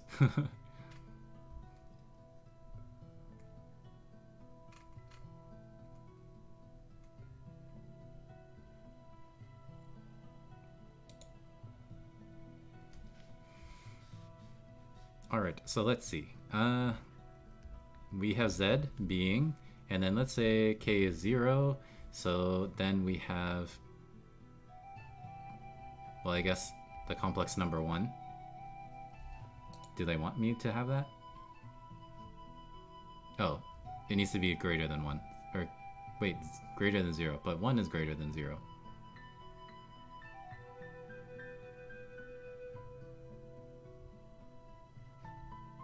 So does this count as a question?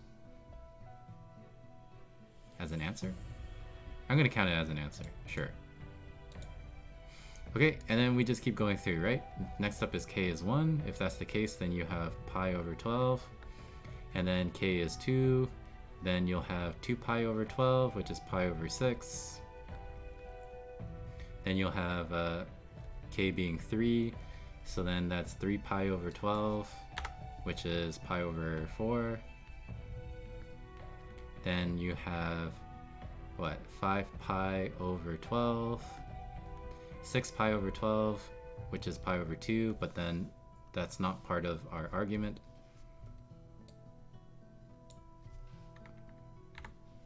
Oh, I guess, oh, never mind. The argument can't be 0, so then that means that 1 is not our part of our answer, because the argument of 1 is 0. So there you go. We have 4 roots in this condition. Okay.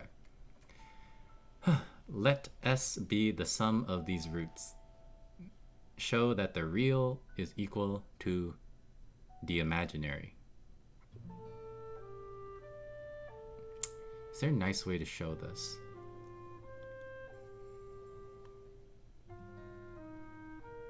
Aside from like physically adding them up.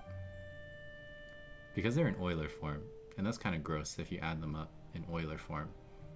And I don't want to change these to Cartesian form. There's got to be a better way to do this.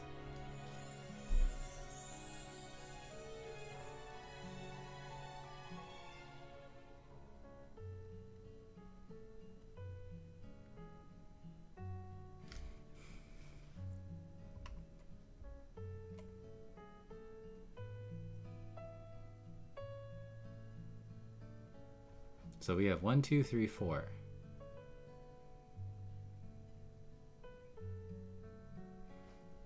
And we have some sort of Argand diagram with a regular 24-sided polygon. I'm just doing some stuff in my head to see if there's a more efficient way of showing this. So that's like a 1/6.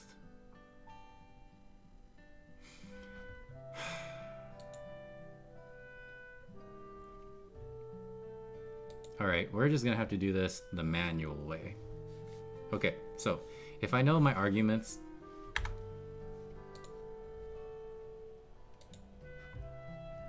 you're back? Welcome back. So if I know what my arguments are, then I can just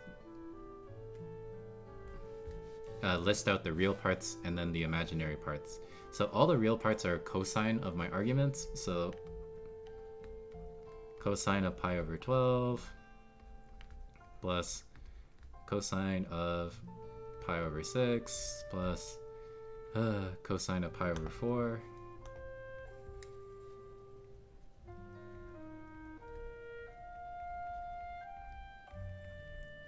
plus cosine 5 pi over 12. Okay, if I can show that this is the same as the sine of each of these angles added up, then I'm done.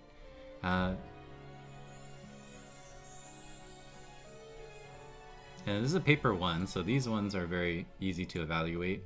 Pi's over 12 are not so easy to evaluate.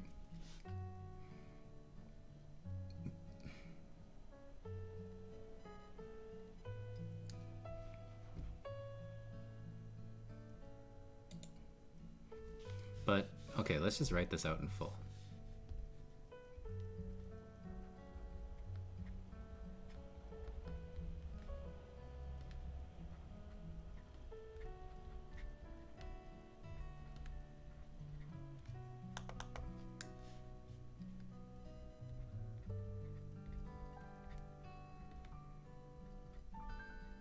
Time to take a break.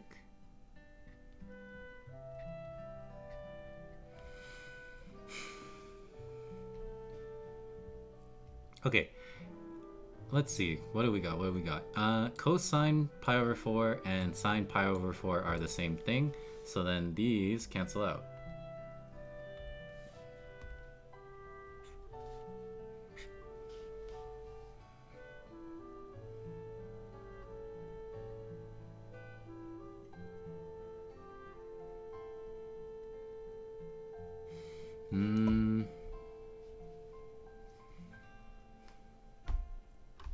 And then I'm seeing if our shift identities can help us. I don't know if it's in the HL formula book. I mean, it probably is.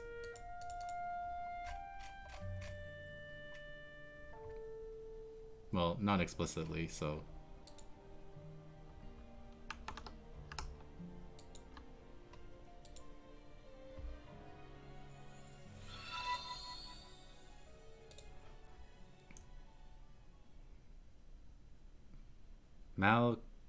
Malcunups.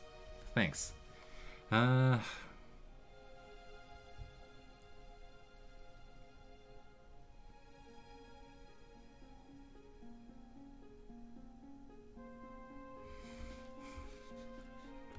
me just check something real quick.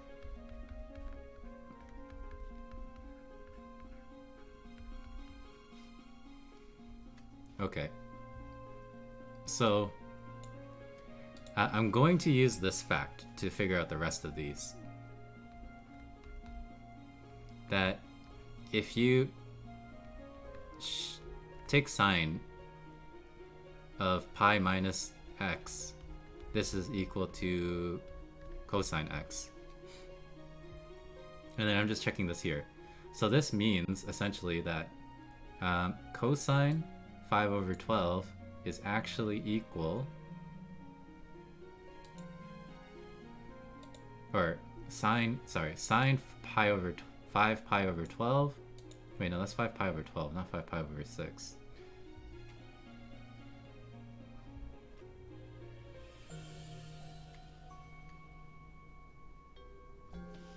Uh-oh.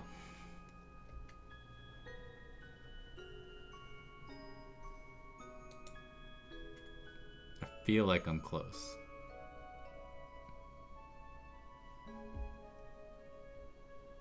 Oh, wait, okay.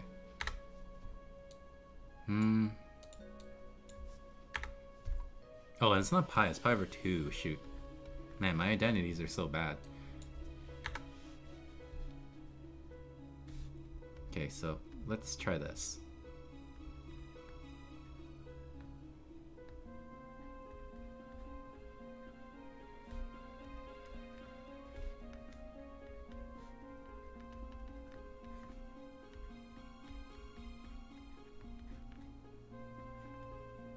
Hmm, 6 minus 2 is what, 4?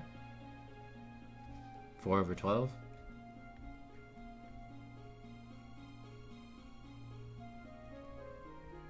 Which is pi over 3? Oh yeah, I know this one already. What am I doing? Ugh.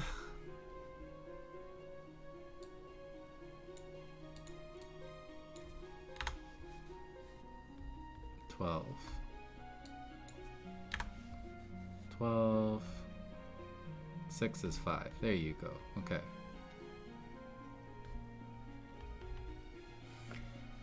Oof. Jeez. Okay, let me explain what I'm trying to show. I'm trying to relate this sine 5 pi over 12 and see if it relates to a cosine. And I'm going to use this fact that, you know, sine of pi minus 2 minus x is equal to cosine x. So, yeah, classic phase shift. So, pi over 12 should be equivalent to sine 5 pi over 6. Therefore, yeesh, this took me way too long to do. These two are equivalent, and then they're gone. Likewise, these two are gone. But then I get this really odd equation. Cosine pi over 6 is equal to sine pi over 6. Did I mess this up somewhere?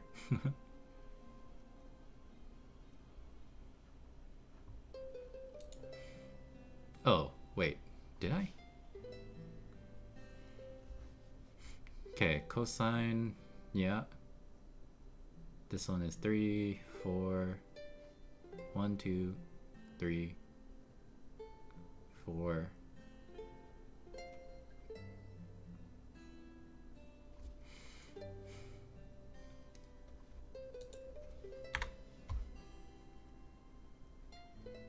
And then 4 is...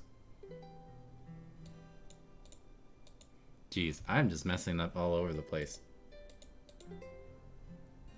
This is that late night debuff after a long day of actual work. Okay, let's start this from the top. And this will go by much quicker because I'm trying to skip a lot of corners that I shouldn't. Okay, starting from our general formula for z, right? We have various values of k, and we need to make sure that we include all of the correct arguments in this domain. So in terms of arguments, we have pi over 12, 2 pi over 12, which is pi over 6, 3 pi over 12, which is pi over 4, 4 pi over 12, which is pi over 3, and then also 5 pi over 12, and then if we were to include 6 pi over 12, then this becomes pi over 2, which is not part of our domain. So I think I forgot about this one.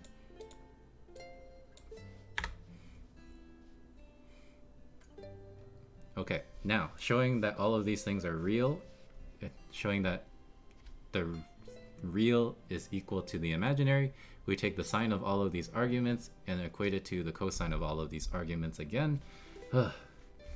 So we get cosine pi over 12 plus cosine pi over 6 plus cosine pi over 4 plus cosine pi over 3.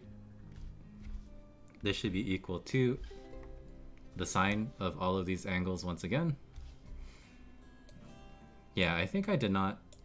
I missed a root. See, this is what bugs me. I know if I'm doing my math correctly, but it's always like stupid mistakes here and there.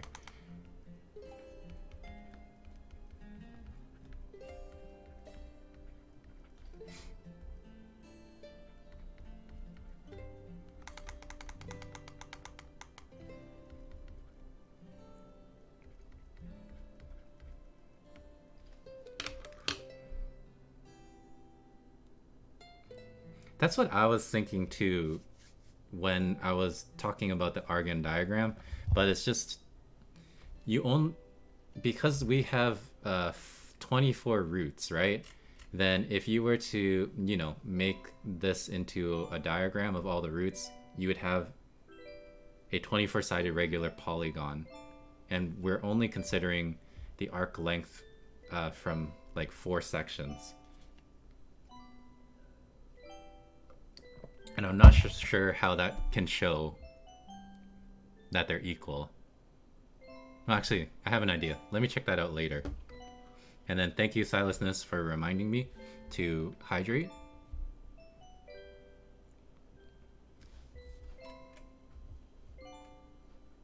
Oh, see? I knew it. Okay, hold on.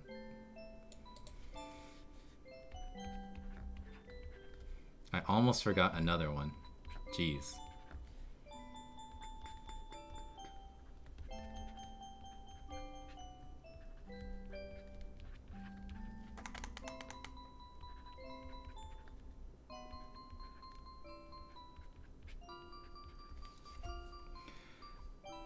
Okay, so then we need to show that these are equal, and then there's lots of things that are equal. Notably, pi over 4 cosine and sine are equal to each other.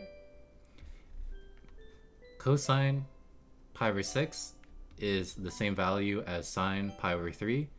Likewise, this one is the same as that one. And then we saw earlier, same thing. The phase shifts, these, everything cancels out, and then you get 0 equals 0, and then we're done. Okay, so Turbo Kid, this is the idea here that I think has some merit in it.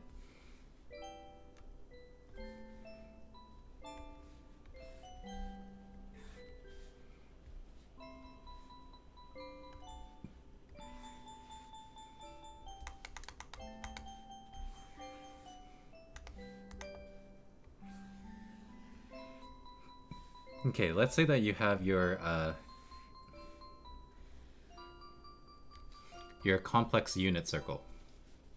And the reason why is because, you know, I know that it's the magnitude is 1. The magnitude of all my roots is 1. We have a 24-sided regular polygon. Now this, we're not going to actually draw because that's ridiculous. But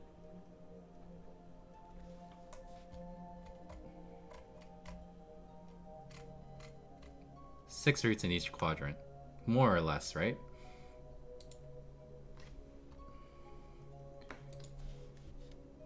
So we have 0 is the first root, and then it goes to pi over 12, 2 pi over 12, all the way until, what, 6 pi over 12? So here, and then split this in half, and then do this in thirds.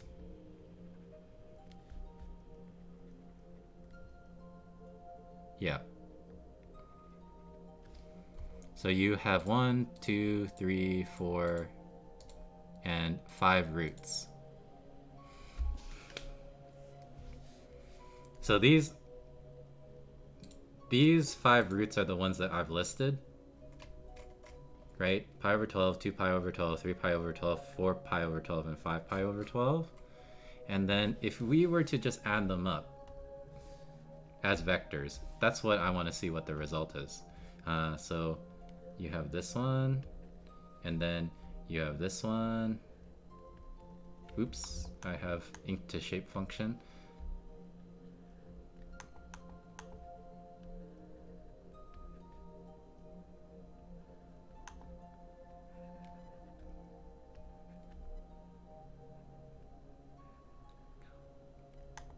And then you're talking about arc length. I'm not sure how that's going to show that the real and imaginary parts are the same.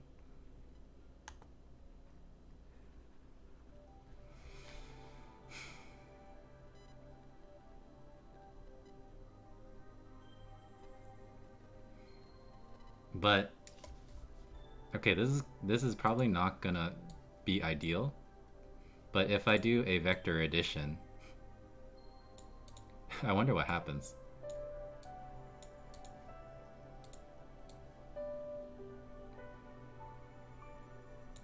It's a quarter circle by symmetry, so then the imaginary of the top root is the same as the real of the bottom one. Yeah, that works.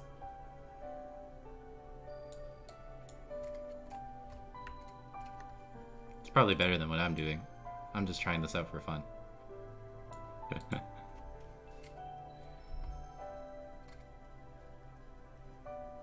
So sum these ones up. This one, that one. Oh. What am I trying to do? I'm trying to show that the like these are the roots of z to the power of 24 equals 1, and then I'm looking at these 5 roots here, and then I'm just trying to show that if I were to sum these complex roots together, then their reals need to equal their imaginary parts. Yeah, okay, RGPT, bust out your power series and blah blah blah. So then Turbo Kids it's a quarter circle, so by symmetry, the imaginary of this top root is the same as this one. And then I guess that means that these two are the same, and then this one lies straight in the middle, so then we know that its real is equal to its imaginary. Yeah, that makes sense. And that's essentially what's shown here, right? Anyways, yeah, okay, I like that. Nice, Turbo Kid, nice.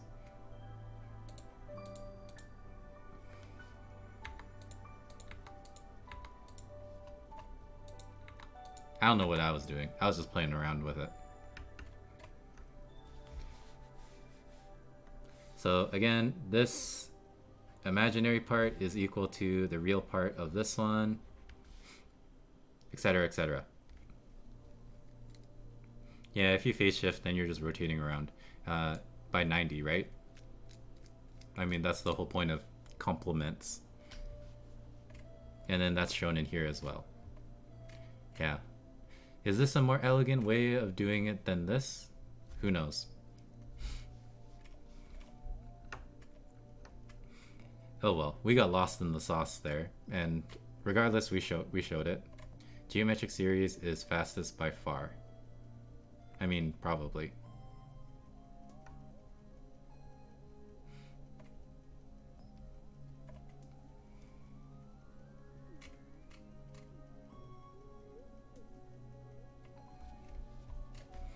Okay, just to entertain RGPT, we'll do it his way.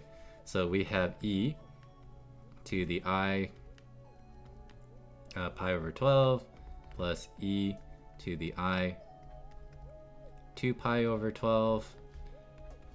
Add this up to e to the I whatever 5 pi over 12. So you can see that this is a geometric series, right? With a common ratio of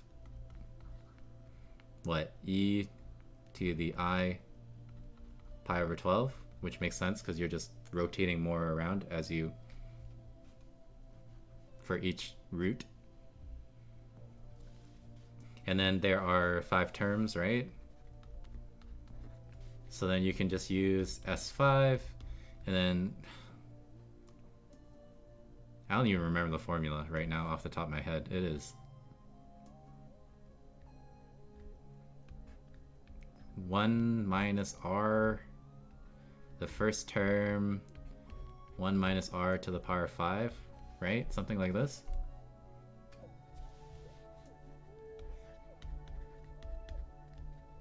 So e to the I pi over 12. Sleepy one, I think. Thanks. And then this is e to the I 5 pi over 12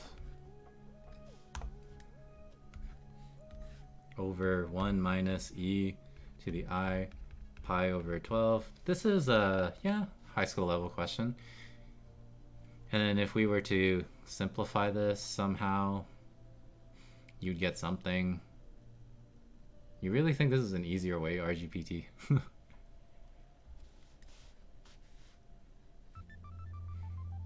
Because this looks...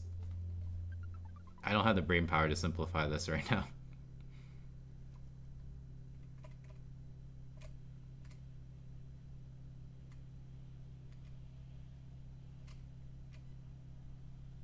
The top is 1 minus x to the power 5, which is like something.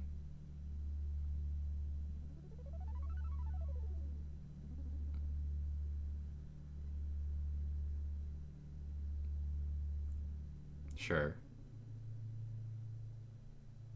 Sure.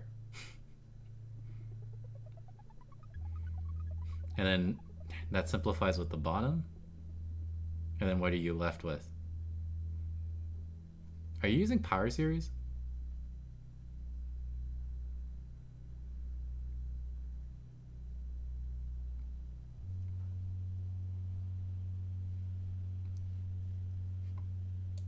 Yeah, I know what you're saying. Okay.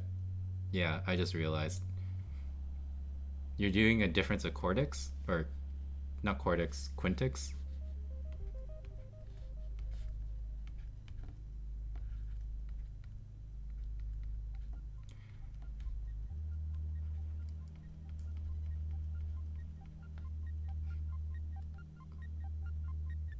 Yeah, I feel like this isn't making it easier. I know what you're trying to do, right? But, yeah. You know what? Forget it. Forget it. Forget it. We spent way too long on this one question after we already knew how to do it. So, I think this is an interesting path to pursue, but nah, whatever. Ugh, okay, let's see. By writing pi over 12 as the difference of pi over 4 and pi over 6, find the value of cosine pi over 12 in this form. Okay, that's easy enough to do. So cosine pi over 12 is cosine pi over 4 minus pi over something. I forget what it told me. 4 and 6.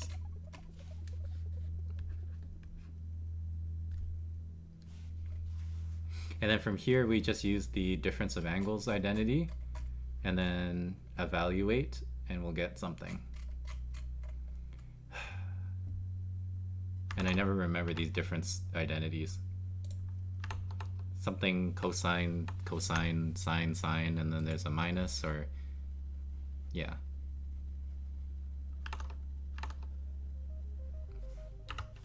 I'm gonna screenshot this.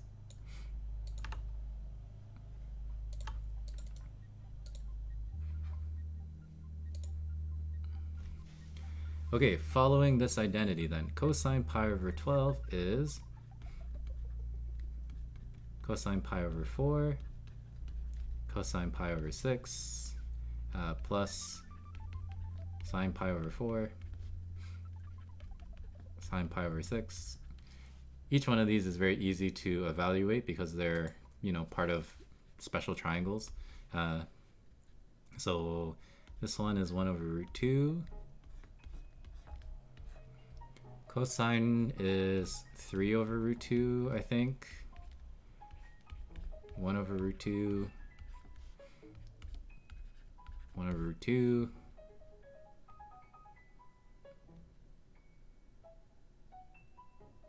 I am not doing this correctly. This should be a 2.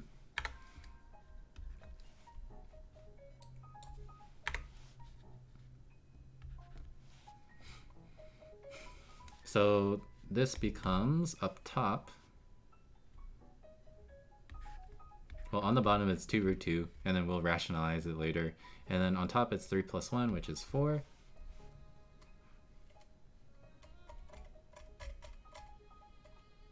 Oh, but they want me to express it as the sum of 2 different roots. Okay, I guess we'll rationalize it first, whatever.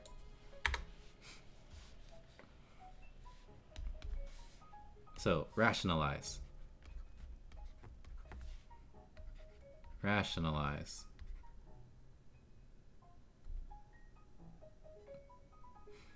Special triangles is quite easy to remember, in my opinion. Because when you have the 45-45, right? The pi over 4 one.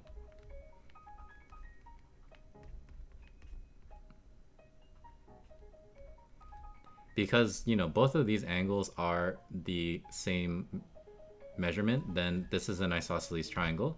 So in general, you can just call them both 1, and then by Pythagoras, this one's root 2.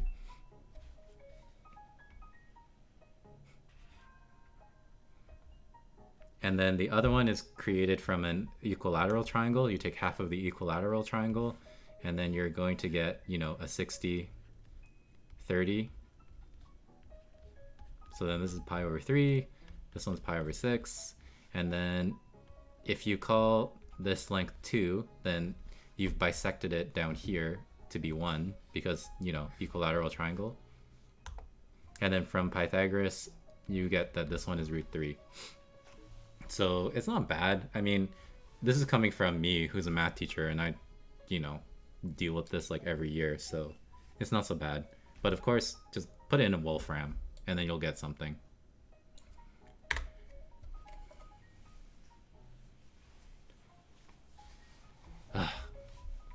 So I'm not even sure if this is right.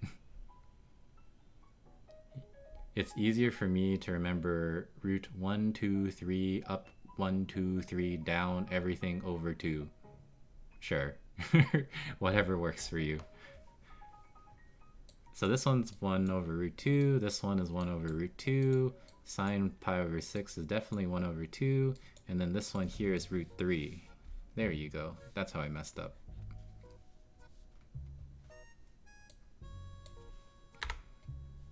I'm not going to even try to decipher that, Turbo Kid. I'm sure it works.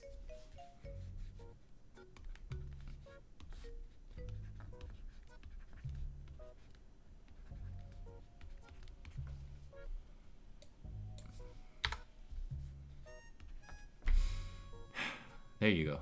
And then the answer wants C to be an integer number, so rationalize this thing.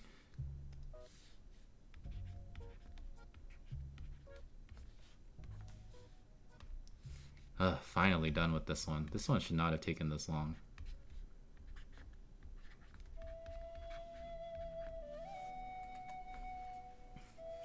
There you go. Say, Turbo Kid, have I asked before, but like, are you an HL math student? Yeah, oh my god. I don't even want to talk about the unit circle. I hate that diagram. It's such a like intimidating thing, at least the way that, you know, certain teachers present it.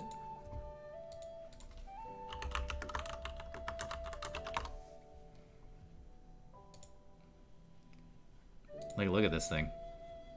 It's disgusting. Some teachers are just like, they give you this picture and they're like, memorize it. It's terrible. It looks terrible.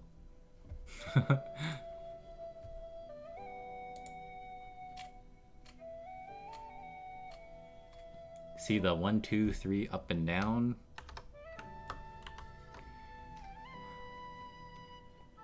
One, 2, 3. Up and down. 3, 2, 1.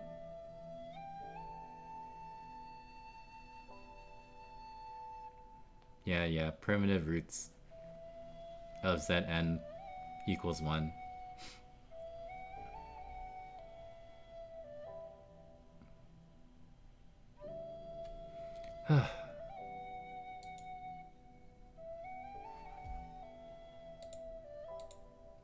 I don't want to talk about primitive roots.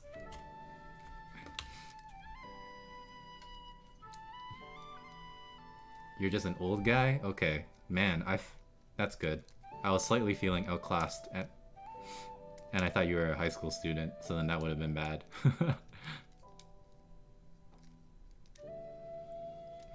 Yeah, I remember doing like this long assignment about the primitive roots of unity, and I don't want to go back there.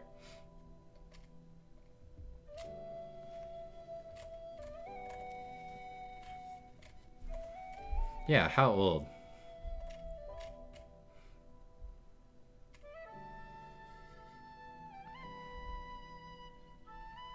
"28? Oh, get out of here.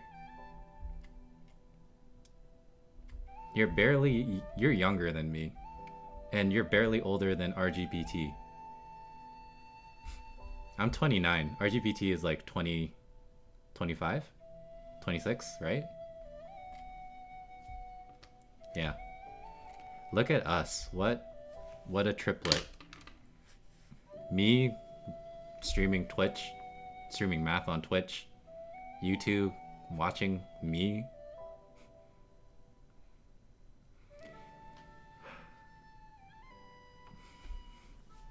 And Jazz is mentally 9, definitely.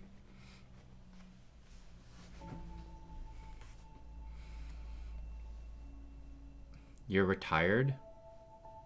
What does that even mean? Do you have money? Can you donate some to me if you're retired?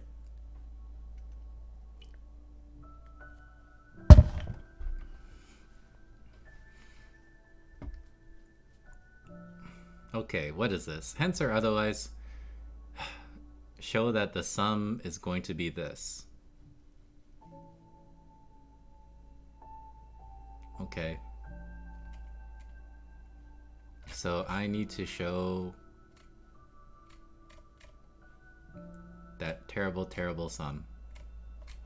Is there an elegant way to do this? You played games and invested mostly? Are you a games... Did you invest in GameStop? Please don't tell me that you just have millions now. Feels bad.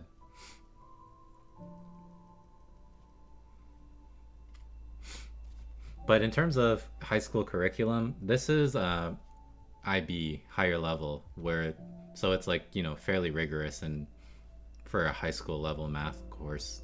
And yeah, they learn complex numbers.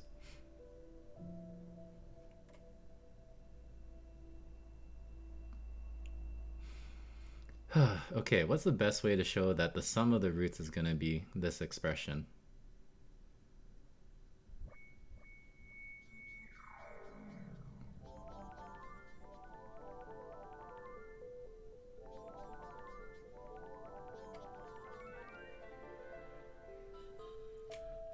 I do not have the brain power to do things efficiently right now because I'm like on the edge of just literally adding these up.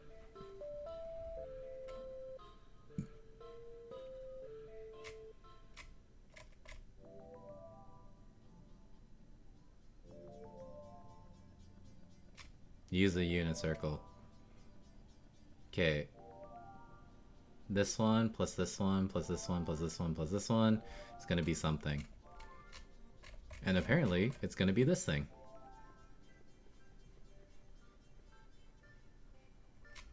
And I can see it, right? You get half, which is where the half comes from, the symmetry. And then it's, I guess, the first three roots. Sure, okay, that makes sense.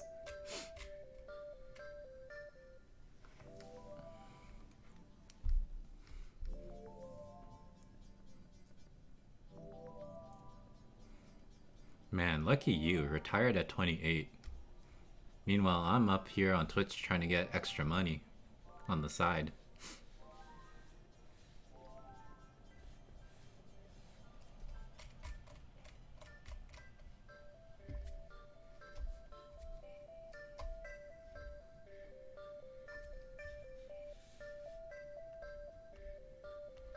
I don't even know what RGPT's situation is.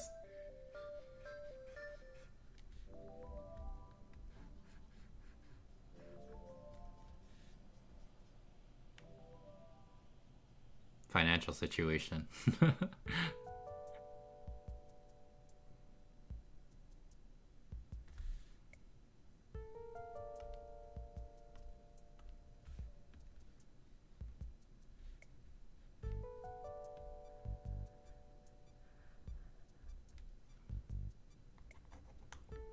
I'm a spoiled brat. You can tell by the way you talk.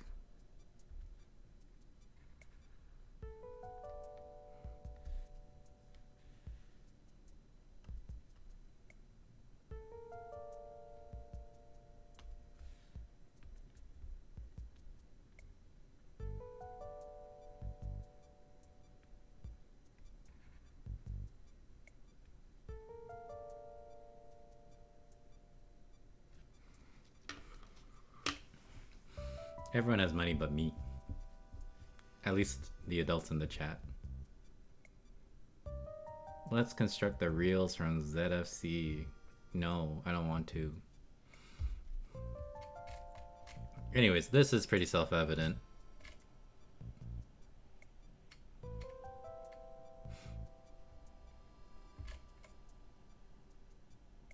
So I'm gonna call it. And I'm interested what the answer key wants us to do, because it's probably going to do it in some interesting way.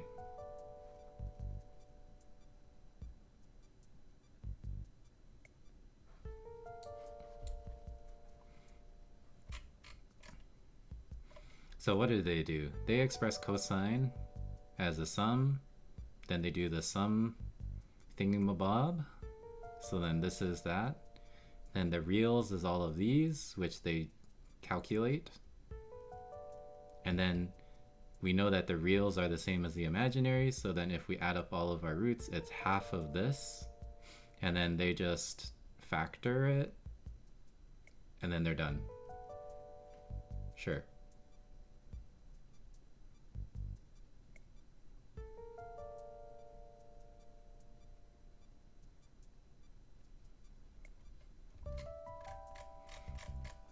Oh boy, here we go. Some nice higher level debate in my chat. You guys go at it.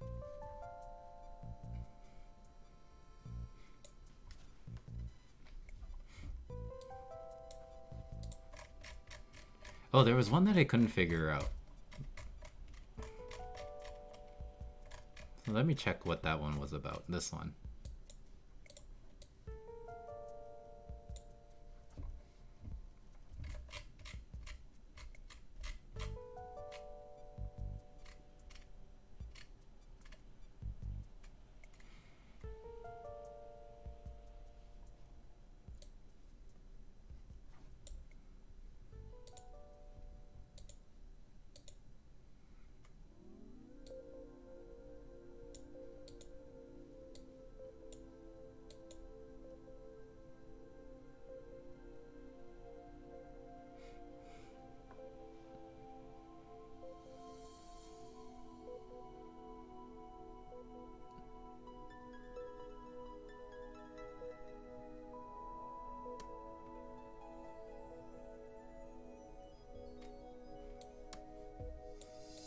Yeah, you two go crazy. So Turbo Kid, I'm assuming you studied math then.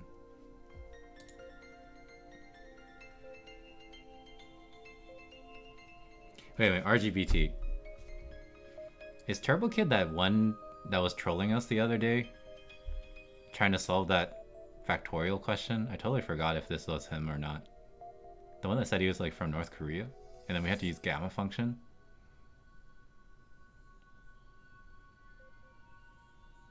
Isn't this him? Do you remember that dude's name? This is your first time here?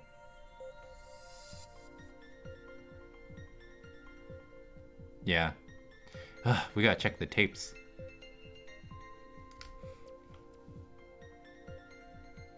Okay. I'll believe Jazz.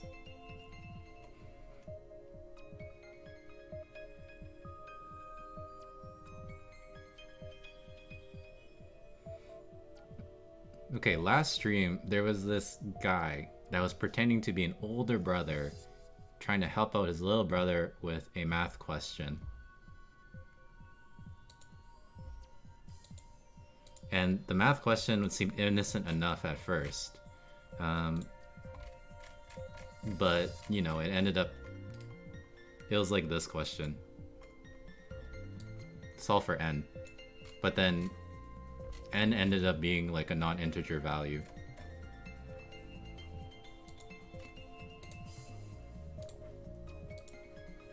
Alright.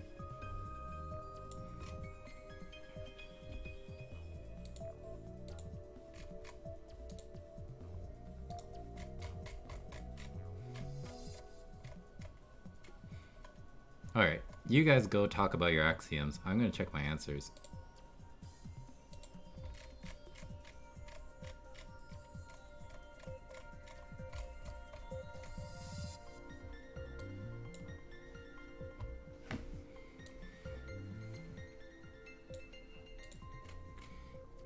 Okay, 0.8, that's good. Then you need to show that they're not dependent, which is a showing thing, so I explained that, that's fine. 8.4, which is 70, so I have that right here.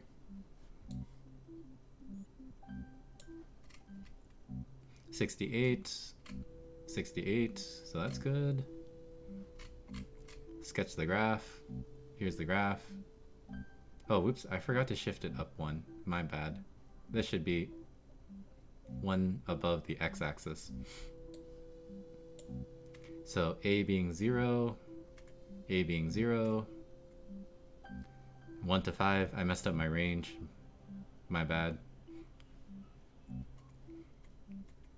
And then here's your inverse, right? Arc cosine of x1 minus 4.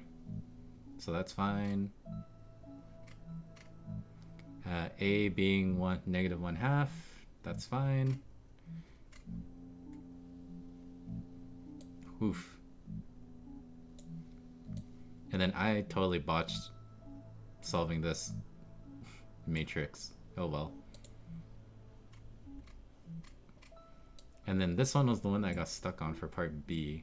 So you know that the dot product is going to be negative. Oh, because it's obtuse. So given that information, that means that either cosine is negative or the expression that we got is negative.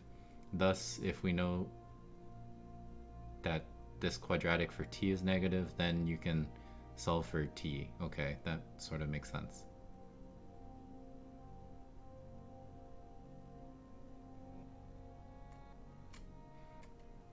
Somebody check the tapes. What day was that? Was that last Thursday? Where that dude came in and trolled us? I swear. Well, okay, I'm not gonna swear that it was Turbo Kid, but your name looks familiar, Turbo Kid. What do you mean, yeah, Jazz? Yeah, go check. Last Thursday. Check the VODs. Check the recordings. Skip to the end of the stream.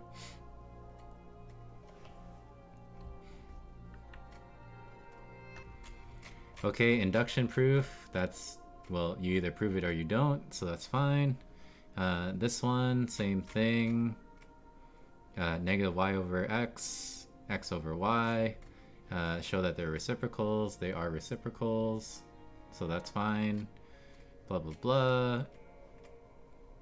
I went through this one with Max. It was more showing stuff, so all of this is fine. And then I checked my answers earlier for this one because I messed up the plus sign somewhere over here in my normal because I did the cross product off the top of my head when I shouldn't. So then that was correct now.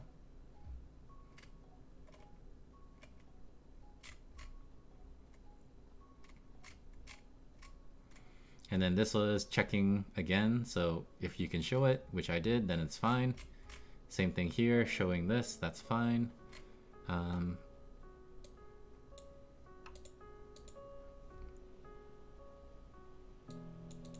Take the derivative, solve it for 0. So then you have pi plus arctan 1/2, which is right here, so that's good.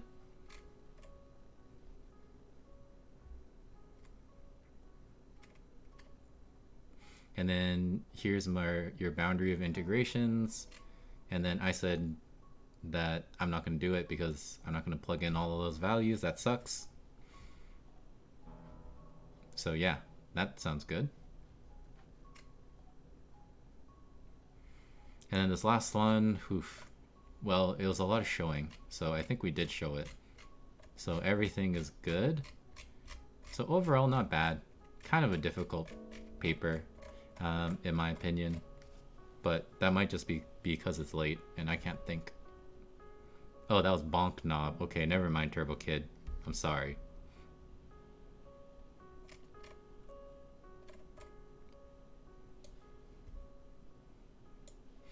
But you can see how I got you two mixed up. Turbo Kid 123, Bonk Knob 56. Word numbers and then word numbers.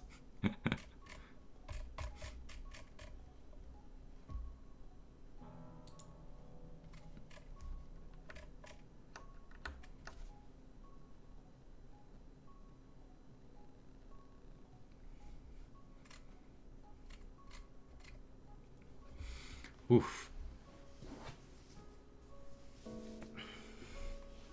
All right, I am done this paper. That's actually quite surprising. I didn't think I'd make it through to the end. These two are having their discussion in my chat, and they can feel free to continue discussing but I am going to end my stream. Yeah, keep debating. I like it. Exclamation marks. Very passionate. Turbo Kid, you know, if you ever have some spare cash because you're retired at 28, feel free to click the donation link down below to help out a struggling math teacher. Otherwise, I will see you guys later.